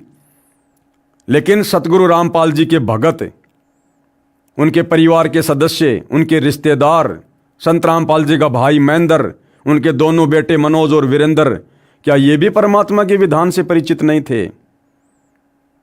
2014 बरवाला कांड के बाद भी इन्होंने भक्तों से मर्यादा तोड़वाना बंद नहीं किया। राजनीति का संत रामपाल जी से कोई लेना देना नहीं, लेकिन इन्होंने 2019 में कांग्रेस को वोट डलवा दिए और 2024 में बीजेपी को वोट डलवा दिए। जगह जगह मुख्यमंत्री की राजनीतिक रैली में, प्रधानमंत्री की राजनीतिक रैली में बेचारी नादान संगत को धक्के खिला रहे हैं। दुनिया भर की आन उपासना के केंद्रों पर जाकर भंडारा लगा रहे हैं। जैसे अयोध्या में राम मंदिर उपासकों के लिए भंडारा लगा दिया, आन उपासना में सहयोग कर दिया। क्या ये दोष नहीं है? क्या ये जुर्म नहीं है? 30 मई 2025 को रोहतक में परशुराम की जयंती पर, जिस जयंती से सतगुरु रामपाल जी का, उनके पंथ का, उनके भक्तों का किसी प्रकार से कोई लेना देना नहीं है, उस समाधि स्थल पर, उस परशुराम की जयंती पर हरियाणा रोडवेज की 500 बसों में बैठाकर राजनीतिक इशारों पर संत रामपाल जी के 50,000 भक्तों को वहां बैठा दिया गया, उनकी मर्यादा तोड़वाई गई। हरियाणा के जाट आरक्षण में, जिस आरक्षण से ना तो सतगुरु रामपाल जी का कोई लेना देना, ना उनके भक्तों का, और उन्हीं के नाम की आड़ में सतगुरु रामपाल जी के परिवार ने लाखों भक्तों को जाट आरक्षण में बैठा दिया। भक्तों के दान धर्म का पैसा करोड़ों में उन जाट आरक्षण वालों को चंदे के रूप में दिया गया। क्या ये गलतियां नहीं है? राजस्थान के गैंगस्टर आनंदपाल सिंह की सीबीआई जांच के समर्थन में 5 लाख रुपए राजपूत करणी सेना को अजमेर में दिए गए और हजारों भक्तों को राजपूत करणी सेना की रैली में बैठा दिया गया। क्या ये मर्यादा तोड़वाने के अंतर्गत नहीं आता है? धनाना गांव में करोड़ों रुपये का बैडमिंटन का स्टेडियम बनवा दिया गया, जबकि सतगुरु रामपाल जी अपने भक्तों को मोबाइल में भी किसी प्रकार का वीडियो गेम या अन्य किसी भी प्रकार का कोई भी गेम खेलने के लिए मना करते हैं। क्या ये मर्यादा तोड़वाना नहीं है? संगत के दान धर्म का दुरुपयोग नहीं है? और वर्तमान में तो इन्होंने हद कर रखी है। गांव-गांव में जाकर संत रामपाल जी के झूठे मान सम्मान के बहाने सारा का सारा खर्चा खुद करते हैं। खाने का, पीने का, टेंट का, स्टेज का, डीजे का, स्क्रीन का, चेयर का, गांव वालों को बुलाते हैं, झूठा मान सम्मान करवाते हैं और वहाँ पर औरतों को नचवाते हैं, वहाँ पर औरतों को नचवाते हैं, वहाँ पर आदमियों को नचवाते हैं, वहाँ पर ढोलक पेटी के ऊपर भजन गवाए जाते हैं। क्या ये सतगुरु रामपाल जी की मर्यादाओं का उल्लंघन नहीं है? और भी भाइयों और बहनों, बहुत सारे कुक्रम जो आए दिन ये लोग करते ही जा रहे हैं काल प्रेरणा से। तो भाइयों और बहनों, अगर उन नादान व्यक्तियों को, डिग्गल गांव वालों को, जिनकी हिस्ट्री अभी आपने पढ़ी देखी, जिनको भक्ति का ज्ञान नहीं, भगवान की जानकारी नहीं, जब उन्होंने गलतियां की तो उन गलतियों की सजा उन्होंने समय आने पर कैसी कैसी पाई आपकी आंखों के सामने है। और जो भगत जानबूझकर गलतियां कर रहे हैं, क्योंकि आपने इसी पुस्तक में ऊपर पढ़ी एक वाणी कि जानबूझ सांची तजय करे झूठे से ने, जाकी संगत हे प्रभु शौपन में भी ना दे। यानी जिन लोगों ने सतगुरु रामपाल जी को सताया, दुखी किया, उनका किस प्रकार से सर्वनाश हुआ। तो सतगुरु रामपाल जी के मार्ग में, उनके पंथ में, उनकी मर्यादाओं के खिलाफ चलकर खुद की मर्यादा तोड़ना, संगत की मर्यादा तोड़वाना, क्या ये संत को दुखी करना नहीं है, संत को सताना नहीं है। और खुद सतगुरु रामपाल जी हिसार जेल से विशेष संदेशों में रो रो कर मैसेज दे रहे हैं इन सतलोक आश्रम वालों को कि नादानो, तुम्हारे से तो जगत वाले अच्छे, जगत वाले, तुम इतने नीचे कैसे गिर गए, रोज मर्यादा तोड़ तोड़ कर तुम बैठे रहते हो। आज ये लोग हिसार जेल में बैठे सतगुरु रामपाल जी को बाहर अपने कुकर्मों के चलते, मर्यादा तोड़ने और संगत से तुड़वाने के चलते रोजाना खून के आंसू रुला रहे हैं। तो क्या ये संत को सताना नहीं है? जब उन डिग्गल गांव वालों को सजा मिली है तो क्या समय आने पर ये भगत सजा के भागी नहीं होंगे? भाई और बहनों, उन डिग्गल गांव वालों से भी भयंकर सजा आने वाले दिनों में सतगुरु रामपाल जी के परिवार को और उस परिवार के पीछे अंधी होकर चल रही नादान संगत को भुगतना पड़ेगा। संत का विधान, परमात्मा का विधान, जगत हो या भगत हो, सबके ऊपर समान रूप से लागू होता है। भक्तों के पास अभी थोड़ा भक्ति धन है, बैटरी चार्ज है, इसलिए बुरा वक्त नहीं आ रहा, बाकी मर्यादा सबकी टूटी हुई है। जिस दिन आपके पुण्य खत्म होंगे, उन गांव वालों से भी बदतर हालत होगी। परमात्मा के विधान के अनुसार बता रहा हूं, विधान के अनुसार। बागपुर गांव में मौत का तांडव। अब बागपुर गांव में क्या हुआ फिर? बागपुर में 13वीं क्रिया से पहले दूसरी जवान मौत। दिनांक 12 जुलाई 2006 को करोथा आश्रम पर आक्रमण करने वालों में गांव बागपुर, जिला झज्जर के कई व्यक्ति पहुंचे थे। एक सोनू नाम का लड़का आर्य समाजी जो पुलिस के साथ मुठभेड़ में मारा गया था। सरकार ने एक सदस्य को सरकारी नौकरी दी तथा 5 लाख रुपए सोनू के पिता को इनाम दिया। आर्य समाजी मुख्यमंत्री भूपेंद्र सिंह हुड्डा ने झूठा मुकदमा सतलोक आश्रम के संचालक संत रामपाल जी महाराज तथा उनके भक्तों पर बनाकर जेल में डाल दिया। और उसी भूपेंद्र सिंह हुड्डा को 2019 में इन्हीं सतलोक आश्रम मैनेजमेंट हरियाणा वाले भक्तों ने, सतगुरु रामपाल जी के परिवार ने एक बार फिर से हरियाणा का मुख्यमंत्री बनाने के लिए एडी से चोटी तक का जोर लगा दिया। हरियाणा में फुल टू फुल 2019 में इसी भूपेंद्र सिंह हुड्डा को समर्थन दिया गया, जो भूपेंद्र सिंह हुड्डा संत रामपाल जी पर झूठा मुकदमा 2006 में लगवा रहा है। तो भाइयों और बहनों, गुरुद्रोही कौन? जो अपने गुरुजी के दोषी, गुरुजी के अपराधी, करोथा कांड के अपराधी भूपेंद्र सिंह हुड्डा का आज वर्तमान में समर्थन कर रहा है। जिस भूपेंद्र सिंह हुड्डा ने अपने कुकर्मों के लिए आज तक कभी गुरुदेव से माफी तक नहीं मांगी। आर्य समाजी मुख्यमंत्री भूपेंद्र सिंह हुड्डा ने झूठा मुकदमा सतलोक आश्रम के संचालक संत रामपाल जी महाराज तथा उनके भक्तों पर बनाकर जेल में डाल दिया। रोहतक पेशी पर संत रामपाल जी महाराज के दर्शन करने आने वाले भक्तों को गांव डिगल, करोथा तथा गांव बागपुर के व्यक्तियों द्वारा बेरहमी से पीटा जाता है। और जब संत रामपाल जी के भगत अपनी तारीखों पर कोर्ट में जाते हैं या जाते थे, तो ये गांव वाले लोग उनको पीटा करते थे। और इसकी सजा फिर आगे चल के इनको क्या मिली होगी, लेखक आगे क्या बता रहा है। भोगेगा अपना किया रे, ये क्रोथा कांड की कुछ तस्वीरें हैं जो मार पिटाई से संबंधित हैं। क्यों, क्या लिखा हुआ यहां पर? कोर्ट के परिसर के बाहर पिटाई के बाद लहूलुहान हुआ युवक। युवक की पिटाई करते हुए ग्रामीण। यानी करोथा कांड के बाद जब संत रामपाल जी के भगत कोर्ट में अपनी तारीखों पर जाते थे, तो बागपुर गांव के लोग उन भक्तों की डंडों से पिटाई किया करते थे, उनको लहूलुहान कर दिया करते थे। और आगे चलकर दुर्गति से इन लोगों की फिर मौतें हुई। भाइयों और बहनों, आज यही कार्य तो सतलोक आश्रम कर रहा है। यही कार्य तो वर्तमान में भक्तों को डंडों से पीटना, पत्थरों से पीटना, उनकी मार पिटाई करना, ये सतलोक आश्रम वाले कर रहे हैं। तो क्या ये लोग आने वाले समय में परमात्मा के कहर से बच जाएंगे?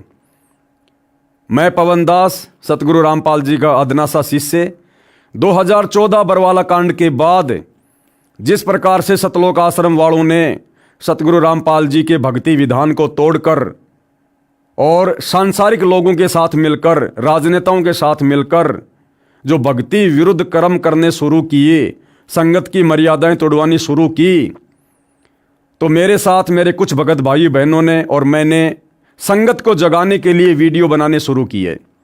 और पिछले 10 वर्षों से हमारा ये संघर्ष इन सतलोक आश्रम वालों से चल रहा है।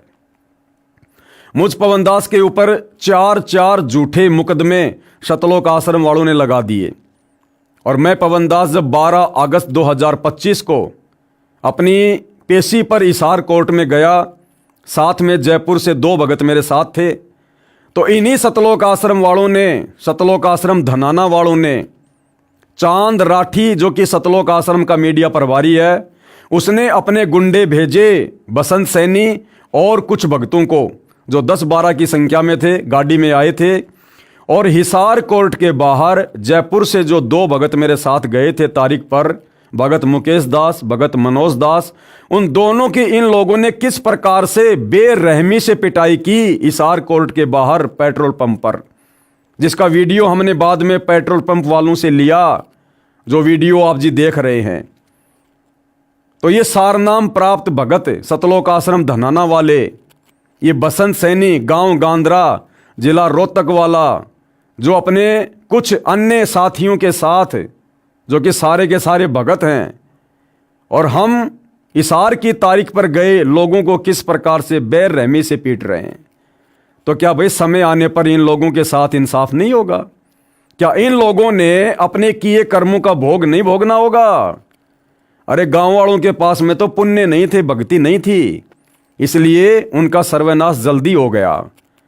और भगत होकर जानबूझकर सांची तजकर और अपने गुरु की मान मर्यादाओं की धज्जियां उड़ाते हुए अपने ही निर्दोष गुरु भाइयों को इस प्रकार से पीटने वाले, मारने वाले, क्या ये परमात्मा के कहर से बचेंगे? हम इनको कोई बद्दुआ नहीं देते, ना हम दे सकते परमात्मा के विधान अनुसार। लेकिन भाई और बहनों, परमात्मा का विधान है, भोगेगा अपना किया रे। इससे पहले जयपुर में मुझ पवनदास के घर में घुसकर सतलोक आश्रम के गुंडों ने, जिनमें सतलोक आश्रम का जो वर्ल्ड कोऑर्डिनेटर है देशराज मान दिल्ली वाला, जो उत्तर प्रदेश में शामली आश्रम का संचालक है, एक प्रवेश नाम का लड़का दिल्ली से, और यही बसंत सैनी और इसके साथ में 5-7 लोग और, ये सभी लोग जयपुर में मुझ पवनदास के घर पर आते हैं। मैंने अपना भगत भाई समझकर इनके लिए नाश्ते पानी का इंतज़ाम करवाया बच्चों को बोलकर। इन्होंने अचानक से हमारे ऊपर हमला बोल दिया, बच्चों को रसोई में धक्का देकर बंद कर दिया, बोले अगर आवाज़ की तो जान से मार देंगे। और मुझ पवनदास को आप देख रहे हैं किस प्रकार से इन्होंने लट्ठों से मारा, पूरा शरीर इन्होंने लाल कर दिया। वो तो गुरुदेव भगवान की रजा थी, जो दास को कोई विशेष नुकसान नहीं हुआ, अन्यथा अपनी तरफ से ये लोग मुझे जानवर की तरह मार कर गए थे। तो क्या समय आने पर भाई और बहनों इनका इंसाफ नहीं होगा? क्या अपने किए कर्मों का भोग ये लोग नहीं भोगेंगे? उससे पहले 2016 में मैं पवनदास मध्य प्रदेश में गया हुआ था, संगत के बीच में बैठा हुआ था, बरवाला कांड के विषय में भाई बहनों को बता रहा था। उसी समय मध्य प्रदेश का स्टेट कोऑर्डिनेटर विष्णु साहू अपने 10-12 साथियों के साथ गाड़ी भरकर हथियारों समेत आता है और किस प्रकार से मुझ पवनदास को सारे मिलकर लट्ठों से मार रहे हैं। क्या इससे परमात्मा खुश होता है, प्रसन्न होता है? क्या समय आने पर परमात्मा के भक्ति विधान से परिचित ये भगत भाई अपने किए कर्मों का भोग नहीं भोगेंगे? अवश्य भोगना पड़ेगा, अवश्य। ये परमात्मा का विधान है। परमात्मा के घर देर है, अंधेर नहीं है। तो किस प्रकार से जो भगत भाई थे, जो क्रोथा कांड के बाद रोहतक में कोर्ट में तारीखों पर जाया करते थे और आसपास के गांव वाले किस प्रकार से उनकी पिटाई किया करते थे, आज ये सतलोक आश्रम वाले पुस्तकें बना बना के दिखा रहे हैं। क्या आने वाले समय में जो वीडियो तुम सतलोक आश्रम वालों के कुकर्मों के बन चुके हैं, मार पिटाई के बन चुके हैं, झूठे मुकदमों के बन चुके हैं, क्या देश और दुनिया नहीं देखा करेगी? क्या देश और दुनिया तुम्हें नहीं धिक्कारा करेगी? जिस प्रकार से आज भगत भाई इन लोगों को धिक्कार रहे हैं, तो भाई भोगेगा अपना किया रे, कर्म फल भोगना पड़ता है। ये अखबार की न्यूज है, हरिभूमि रोहतक, मंगलवार 1 अगस्त 2006। रामपाल के अनुयायियों को धुना, जो तारीख पर जाया करते थे, किस प्रकार से गांव वाले उनकी पिटाई कर रहे हैं, ये देखिएगा। फिर हुई रामपाल के समर्थक की धुनाई। इस पाप कर्म का फल इन गांव वालों को मिला जो इस प्रकार है।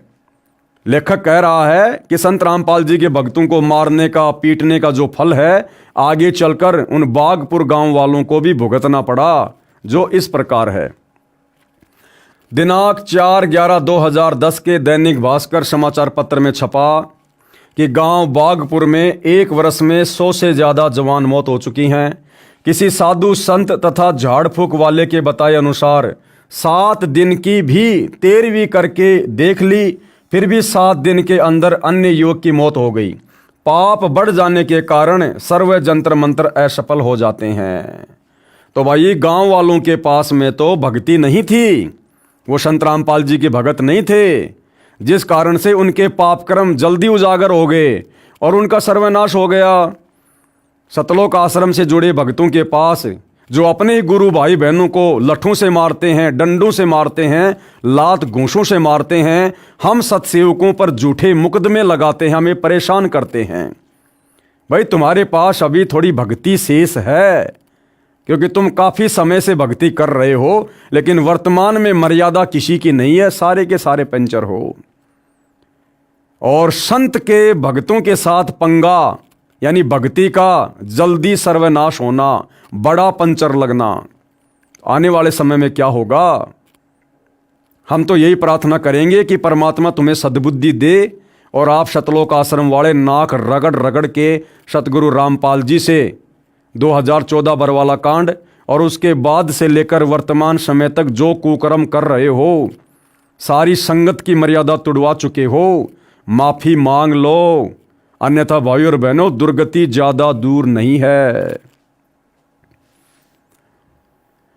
बागपुर गांव में मौत का तांडव। कृपया पढ़ें दैनिक भास्कर समाचार पत्र की फोटोकॉपी दिनांक 4/11/2010 की। दैनिक भास्कर, मौत के डर से बागपुर में नहीं मनेगी दिवाली, हवन करके टालना चाहते हैं बुरी बलाएं। 7 दिन की 13वीं।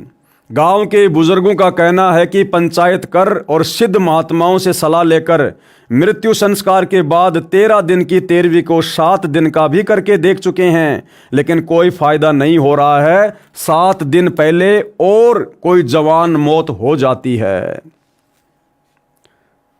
चंदे से कराया हवन, ये अखबार की कटिंग है। भोगेगा अपना किया रे, पेज नंबर 15। बागपुर गांव के कुछ मुख्य पापियों पर कहर इस प्रकार टूटा।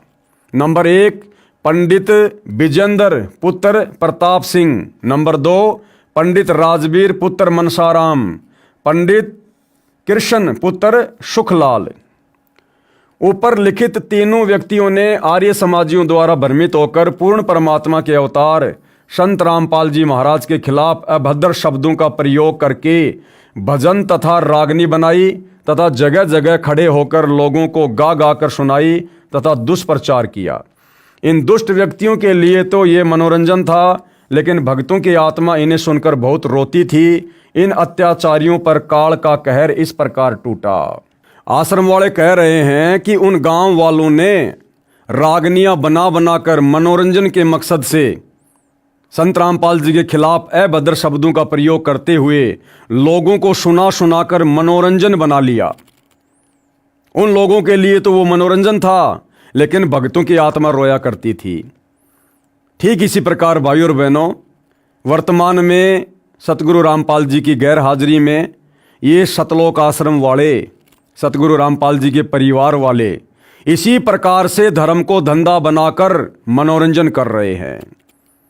भाई और बहनों, हाल ही 7 दिसंबर 2025 को गांव धीरणवास में सतगुरु रामपाल जी की फोटो का जिस प्रकार से झूठा मान सम्मान करवाया गया है, क्योंकि वो लाखों का टेंट, खाने पीने की सामग्री, सारा खर्चा खुद ये सतलोक आश्रम वाले करते हैं। उस धीरणवास के झूठे मान सम्मान के कार्यक्रम में भाइयों और बहनों, सतगुरु रामपाल जी के शब्दों पर इन लोगों ने ढोलक पेटी के साथ में लोगों को नचवा दिया। वहां पर एक प्रकार से भांडगिरी शुरू करवा दी, भांडगिरी। क्या इससे भक्तों की आत्मा दुखी नहीं होती? क्या इससे संत रामपाल जी की आत्मा दुखी नहीं होती? दिल्ली के एक कार्यक्रम में हाल ही 9 दिसंबर 2025 को दिल्ली में एक कार्यक्रम आयोजित किया गया, भारत गौरव अवार्ड। और वहां ये सतलोक आश्रम वाले, सतगुरु रामपाल जी के परिवार वाले, सतगुरु रामपाल जी का झूठा मान सम्मान करवाने के लिए उनकी प्रतिमा को लेकर जाते हैं। और उस कार्यक्रम में सतगुरु रामपाल जी के परिवार वाले सबसे आगे बैठे हैं और वहां पर लड़कियां डांस कर रही हैं, औरतें नाच रही हैं। क्या सतगुरु रामपाल जी के मार्ग में भक्तों को इस प्रकार से अपनी ही बहनों को समाज के सामने नाचता हुआ देखकर अच्छा लग रहा होगा? क्या ये भांडगिरी नहीं है? क्या ये भड़वागिरी नहीं है? क्या भक्तों को शर्म नहीं आई जरा भी? पूरे विश्व के प्राणी हमारे भाई बहन हैं और हमारी बहनें दुनिया का मनोरंजन करने के लिए उस कार्यक्रम में नाच रही हैं और ये सतलोक आश्रम वाले बैठे बैठे आनंद मना रहे हैं, मनोरंजन के रूप में ले रहे हैं। क्या ये भांडगिरी नहीं है? क्या इससे हम भक्तों की आत्मा नहीं रोएगी? क्या सतगुरु रामपाल जी खुश होंगे इस भांडगिरी के प्रोग्राम को देखकर? तो जिस प्रकार से वो गांव वाले रागनियां बना बनाकर और लोगों का मनोरंजन किया करते थे, संतों के खिलाफ अभद्र शब्दों का प्रयोग करके, ठीक उसी प्रकार आज आप सतलोक आश्रम वाले संत रामपाल जी की गैर हाजिरी में काल प्रेरणा से उनके मार्ग को धार्मिक धंधा बनाकर जो गंदगी फैला रहे हैं, लड़कियों को नचा रहे हैं, कार्यक्रमों में लड़कों को नचा रहे हैं। संत रामपाल जी का एक शब्द है, जय बोलो बंदी छोड़ की, तो मिलकर संगत सारी जय बोलो बंदी छोड़ की। ये गाना जगत वाले लोगों से गवाया जा रहा ढोलक पेटी पर म्यूजिक के साथ में। क्या इससे भगत बड़े प्रसन्न होंगे? हाँ, वो भगत प्रसन्न हो सकते हैं जो काल प्रेरित हैं, जो सतगुरु रामपाल जी के भक्ति विधान से अपरिचित हैं। लेकिन अगर पूछा जाए उन भक्तों से जो सतगुरु रामपाल जी की सत भक्ति कर रहे हैं, मर्यादा में रहकर, इस मार्ग को समझकर, ज्ञान को आधार बनाकर, क्या उनकी आत्मा दुखी नहीं हुई? क्या हिसार जेल में बैठे अंतर्यामी सतगुरु रामपाल जी की आत्मा दुखी नहीं हुई? तो क्या आने वाले समय में कर्मों की सजा आप सतलोक आश्रम वालों को नहीं भोगनी पड़ेगी? अरे तुमने भी तो वही सारे कुकर्म कर दिए जो कुकर्म उस समय उन नादान गांव वालों ने किए। जब उन्होंने समय आने पर सजा पाई तो तुम्हारी सजा परमात्मा कैसे टाल देगा भाई? परमात्मा तो निष्पक्ष होकर सबके कर्मों का भोग देता है। वो तो समदृष्टि है, भेदभाव नहीं करता, पक्षपात परमात्मा नहीं करता। लेकिन फिलहाल तुम्हारे पास में पुण्य है, लेकिन वर्तमान में मर्यादा नहीं है। जिस दिन पाप कर्मों का दौर शुरू होगा, समझ में नहीं आएगी कि हमारे साथ आखिर ये हो क्या रहा है। पंडित विजेंद्र पुत्र प्रताप सिंह, इस व्यक्ति को इसके गलत कर्मों की क्या सजा मिली? इस व्यक्ति के 2 पुत्र मृत्यु को प्राप्त हुए। बड़ा लड़का उम्र 12 साल रोड दुर्घटना में तथा छोटा लड़का उम्र 9 साल बीमारी से तड़फ तड़फ कर मृत्यु को प्राप्त हुआ। दूसरा पंडित राजवीर पुत्र मनसाराम, इस व्यक्ति के परिवार में क्या दुर्घटना घटी? इस व्यक्ति से काल ने अपनी ही चाची की हत्या करवाई, जिस कारण आपसी रंजिश भी हो गई तथा 302 का मुकदमा बना और जेल जाना पड़ा। इस कारण घर की आर्थिक स्थिति खराब हो गई और इसी कारण अपनी जमीन बेचनी पड़ी। नंबर 3 कृष्ण पुत्र सुखलाल, ये व्यक्ति एक्स सर्विसमैन था, अपना घर परिवार ठीक ठाक चला रहा था, लेकिन इसने आर्य समाजियों द्वारा भ्रमित होकर पूर्ण परमात्मा के अवतार परम कृपया पात्र संत रामपाल जी महाराज तथा भक्तों के खिलाफ दुष्प्रचार करके अपने कर्म बिगाड़ लिए। इस कारण घर में कलह होने लगी। परेशान होकर इस व्यक्ति ने जहर खाकर आत्महत्या कर ली। घर में एक ही सदस्य कमाने वाला हो और वही ना रहे तो उस घर पर क्या बीतती है, ये सभी जानते हैं। नंबर 4, सोनू पुत्र बलवान सिंह। प्रत्यक्ष दृष्टाओं का ये भी कहना है कि सोनू सन 2006 के करोथा कांड में आर्य समाजियों का हितैषी था तथा उन्हीं की गोली का शिकार हुआ। ब्रह्मानंद आपराधिक प्रवृत्ति का इंसान है और आचार्य बलदेव का शिष्य है। इन दुष्ट व्यक्तियों का उद्देश्य भी किसी की मौत से पूरा होना था। आर्य समाजी मारना तो आश्रम के भक्तों को चाहते थे, लेकिन पूर्ण परमात्मा की शक्ति के आगे ये सफल नहीं हो पाए। अंततः ब्रह्मानंद ने अपने ही सहयोगी सोनू को मारना पड़ा ताकि संत रामपाल जी महाराज पर 302 का मुकदमा बनवा सके, जो सरकार के साथ पहले से तय प्रोग्राम था। इसके बाद सरकार की मिली भगत से सोनू के पिता बलवान सिंह को 5 लाख रुपए आर्थिक सहायता तथा मुंह बंद रखने के लिए सोनू के बड़े भाई को सरकारी नौकरी दी और साथ में धमकी दी कि सोनू की मौत का अगर जिक्र भी किया तो हम नौकरी दिलवा सकते हैं, तो इसे छुटवा भी सकते हैं। सरकार का नौकरी देने का मकसद था कि कत्ल की जांच ना हो। सरकार द्वारा जो आर्थिक मदद हुई थी वह आर्य समाजियों ने यह कहकर कि बाद में इस गेट का सारा खर्च आर्य प्रतिनिधि सभा दे देगी। बलवान द्वारा गांव बागपुर के मुख्य रास्ते पर सोनू द्वार बनवा दिया। इस मध्यस्थता में गांव का ही एक और आर्य समाजी मेहर सिंह भी था, लेकिन आर्य समाजियों ने बाद में पैसा देने से इनकार कर दिया। इस कारण मेहर सिंह का भी सामाजिक शोषण आर्य समाजियों ने किया। मेहर सिंह तथा तेजवीर पर पहले भी गांव वालों ने आरोप लगाया था कि तुमने सोनू को मरवा दिया। इस कारण मेहर सिंह परेशान रहने लगा और आखिर हृदय गति रुकने से उसकी मौत हो गई। इसके बाद आर्य समाजियों का सारा दबाव बलवान पर आ गया, जिसके लड़के की मौत हुई थी।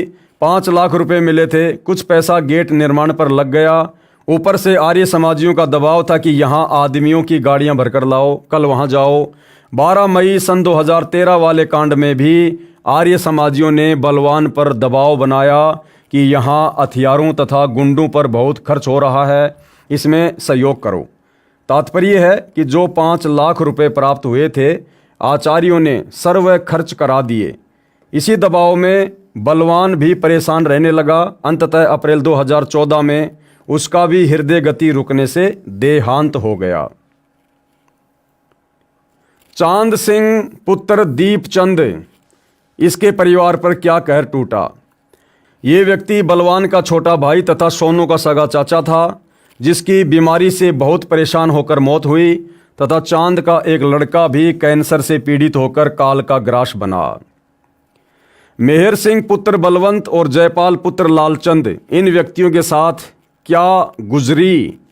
इन व्यक्तियों ने आर्य समाजियों की भीड़ जुटाने में पूरी मदद की थी। लोगों को बहला फुसलाकर गाड़ियों में बैठाना इनका मुख्य कार्य था। इसी सहयोग के कारण इन्होंने अपने पाप कर्म बढ़ा लिए। नंबर 6, मेहर सिंह पुत्र बलवंत सिंह। ये व्यक्ति अपने छोटे लड़के के पास रहता था, जिसका नाम विजेंद्र है। उसका एक्सीडेंट में पैर टूटा तथा उसके पास एक ही लड़का था, वो भी काल का ग्रास बन गया और खुद मेहर सिंह की भी हृदय गति रुकने से यानी हार्ट अटैक से मौत हो गई। नंबर 7, जयपाल पुत्र लालचंद। ये व्यक्ति आर्य समाजियों का पूर्ण रूप से सहयोगी है। इसके लड़के को सन 2006 के करोथा कांड में गोली भी लगी थी। इसकी पत्नी को कैंसर का रोग हो गया तथा इसी में इसके पिताजी की भी मौत हो गई और ये खुद नशे का आदी हो गया। इन्हीं की एक छोटी बहन है जो उस समय गांव बागपुर में किसी के पास रहती थी। उस लड़की का नाम काले है, जो इसी माहौल में रहकर गुरुदेव के खिलाफ गलत बयानबाजी करने लगी। इस लड़की पर ऐसा कहर टूटा जो बहुत दिल दहलाने वाला है। इसके 2 बच्चे, एक लड़का तथा एक लड़की थी। लड़का हरियाणा पुलिस में लगा हुआ था।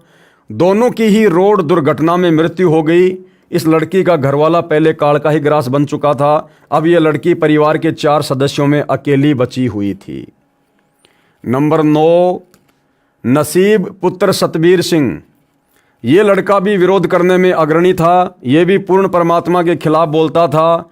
इस पर भी काल का कहर टूटा तथा 302 के मुकदमे के विरोध में जेल जाना पड़ा। आर्य समाजी आचार्य बलदेव विजयपाल सतवीर शास्त्री तथा अन्य 12 मई 2013 को पुनः सतलोक आश्रम पर आक्रमण करने में सहयोग देने के लिए गांव बागपुर में गए तथा गांव इकट्ठा किया और अपना घटिया मनसूबा बताया, तो बागपुर की पंचायत ने कहा कि हम तो उसी दिन को पछता रहे हैं जब 12 जुलाई 2006 को तुम्हें सच्चा व्यक्ति जानकर गांव से कई गाड़ियां भरकर आदमी लड़ाई के लिए भेजे थे। 12 मई 2013, जबकि करोथा कांड तो 2006 में हुआ था, लेकिन 12 मई 2013 को भाई और बहनों चंडीगढ़ हाई कोर्ट ने सतलोक आश्रम करोथा वापस सतगुरु रामपाल जी को सौंप दिया था और सतगुरु रामपाल जी ने वहाँ पर भक्तों को भेजा साफ सफाई के लिए। लेकिन आर्य समाजियों ने विरोध करना शुरू कर दिया और उसी सिलसिले में फिर आर्य समाज के प्रतिनिधियों ने, आचार्यों ने गांव वालों को बरगलाना शुरू किया कि हमने फिर से इकट्ठा होकर सतलोक आश्रम करोथा पर आक्रमण करना है। उसके बाद गांव वालों ने मना कर दिया कि भैया हम तो पहले की सज़ा वर्तमान तक भोग रहे हैं, अब हम आपकी बातों में नहीं आने वाले, अब हम आपकी कोई मदद नहीं करेंगे। गांव बागपुर के व्यक्तियों से भी कह दिया कि यदि कोई इनकी मदद करेगा और मारा गया तो गांव उसका साथ नहीं देगा। वहां से ये आर्य समाजी दुष्ट आचार्य अपना समूह लेकर लौटे।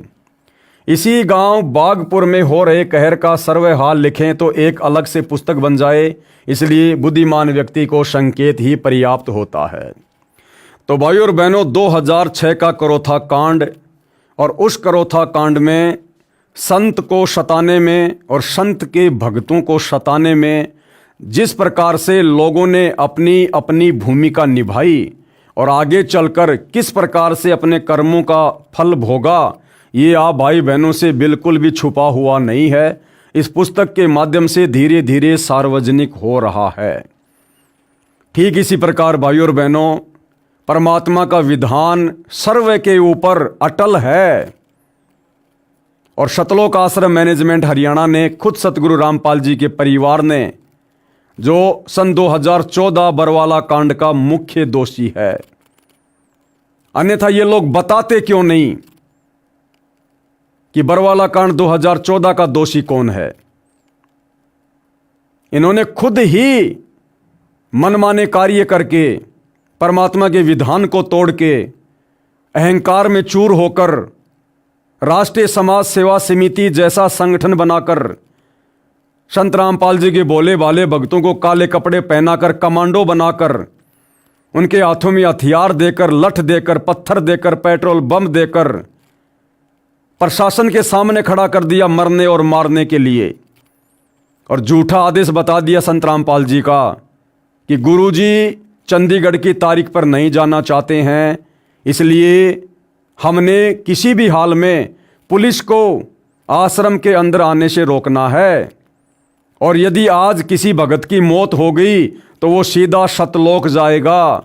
यहाँ तक झूठ इन आश्रम वालों ने फैलाया और किस किस प्रकार के झूठे बयान बरवाला कांड के समय सतलोक आश्रम के मीडिया प्रभारी लोगों के द्वारा दिए गए।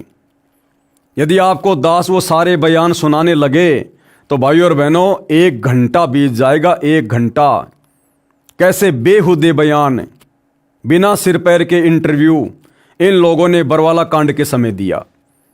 सतगुरु रामपाल जी का छोटा भाई महेंद्र सरेआम वहां पर मीडिया के सामने झूठ बोल रहा है कि संत रामपाल जी सतलोक आश्रम बरवाड़ा में नहीं है, हमने उनको परसों ही बाहर हॉस्पिटल में शिफ्ट कर दिया। क्या आवश्यकता थी इतना बड़ा झूठ बोलने की, जबकि 2 दिन बाद दुनिया ने देखा कि संत रामपाल जी उसी सतलोक आश्रम से अरेस्ट हुए हैं। हमारे साथ संत रामपाल जी के भाई महेंद्र दास भी मौजूद हैं। इनसे जानेंगे, महेंद्र दास जी, अचानक से हालात काफी बिगड़ते नजर आ रहे हैं, तो ऐसे तो काफी नुकसान होने की आशंका है। ऐसा हम तो शांतिपूर्ण तरीके से बैठे हैं, अपने आश्रम के अंदर हैं और ये बल प्रयोग करना चाहते हैं, हमें नाजायज तंग कर रहे हैं। लेकिन आश्रम के लोग भी जैसे टकराव की स्थिति में नजर आ रहे हैं, तो क्या कोई बीच का रास्ता नहीं निकल सकता? बीच का तो यही है कि माननीय न्यायाधीश को चाहिए कि अपने विचार करे। हमको डकैत नहीं है, इतना बड़ा ये केस नहीं है, एक कोर्ट की अवमानना केस उन्होंने खुद बनाया और खुद सुन रहे हैं, इसमें न्याय की उम्मीद है। लेकिन जिस तरह से पुलिस कह रही है यहाँ तो गिरफ्तारी करनी पड़ेगी क्योंकि हाईकोर्ट के आदेश हैं, तो क्या संत रामपाल आत्मसमर्पण कर सकते हैं? अब वो यहाँ है ही नहीं, वो तो स्वास्थ्य इलाज करवा रहे हैं, बाहर गए हैं, उनको बाहर शिफ्ट कर दिया हमने परसों। लेकिन क्या वो आत्मसमर्पण करने के लिए तैयार हो जाएंगे? अगर हमारी हाई कोर्ट में बेल कैंसिल करते हैं तो नहीं होंगे, तो नाजायज बेल कैंसिल करने जा रहे हैं। आज उस पर सुनवाई है। अब उस केस का इस अवमानना से क्या लिंक था? ये अवमानना बनाई इसीलिए गई थी कि उस बेल कैंसिल करके अंदर ठोक दें। एक सबसे बड़ा सवाल यही है कि आपका कहना है कि संत रामपाल आश्रम के अंदर मौजूद नहीं है। अगर संत रामपाल आश्रम के अंदर मौजूद नहीं है तो क्यों फिर पुलिस को रोका जा रहा है? पुलिस अगर जाकर के चेक करती है संत रामपाल नहीं होंगे तो पुलिस वापस चली जाएगी।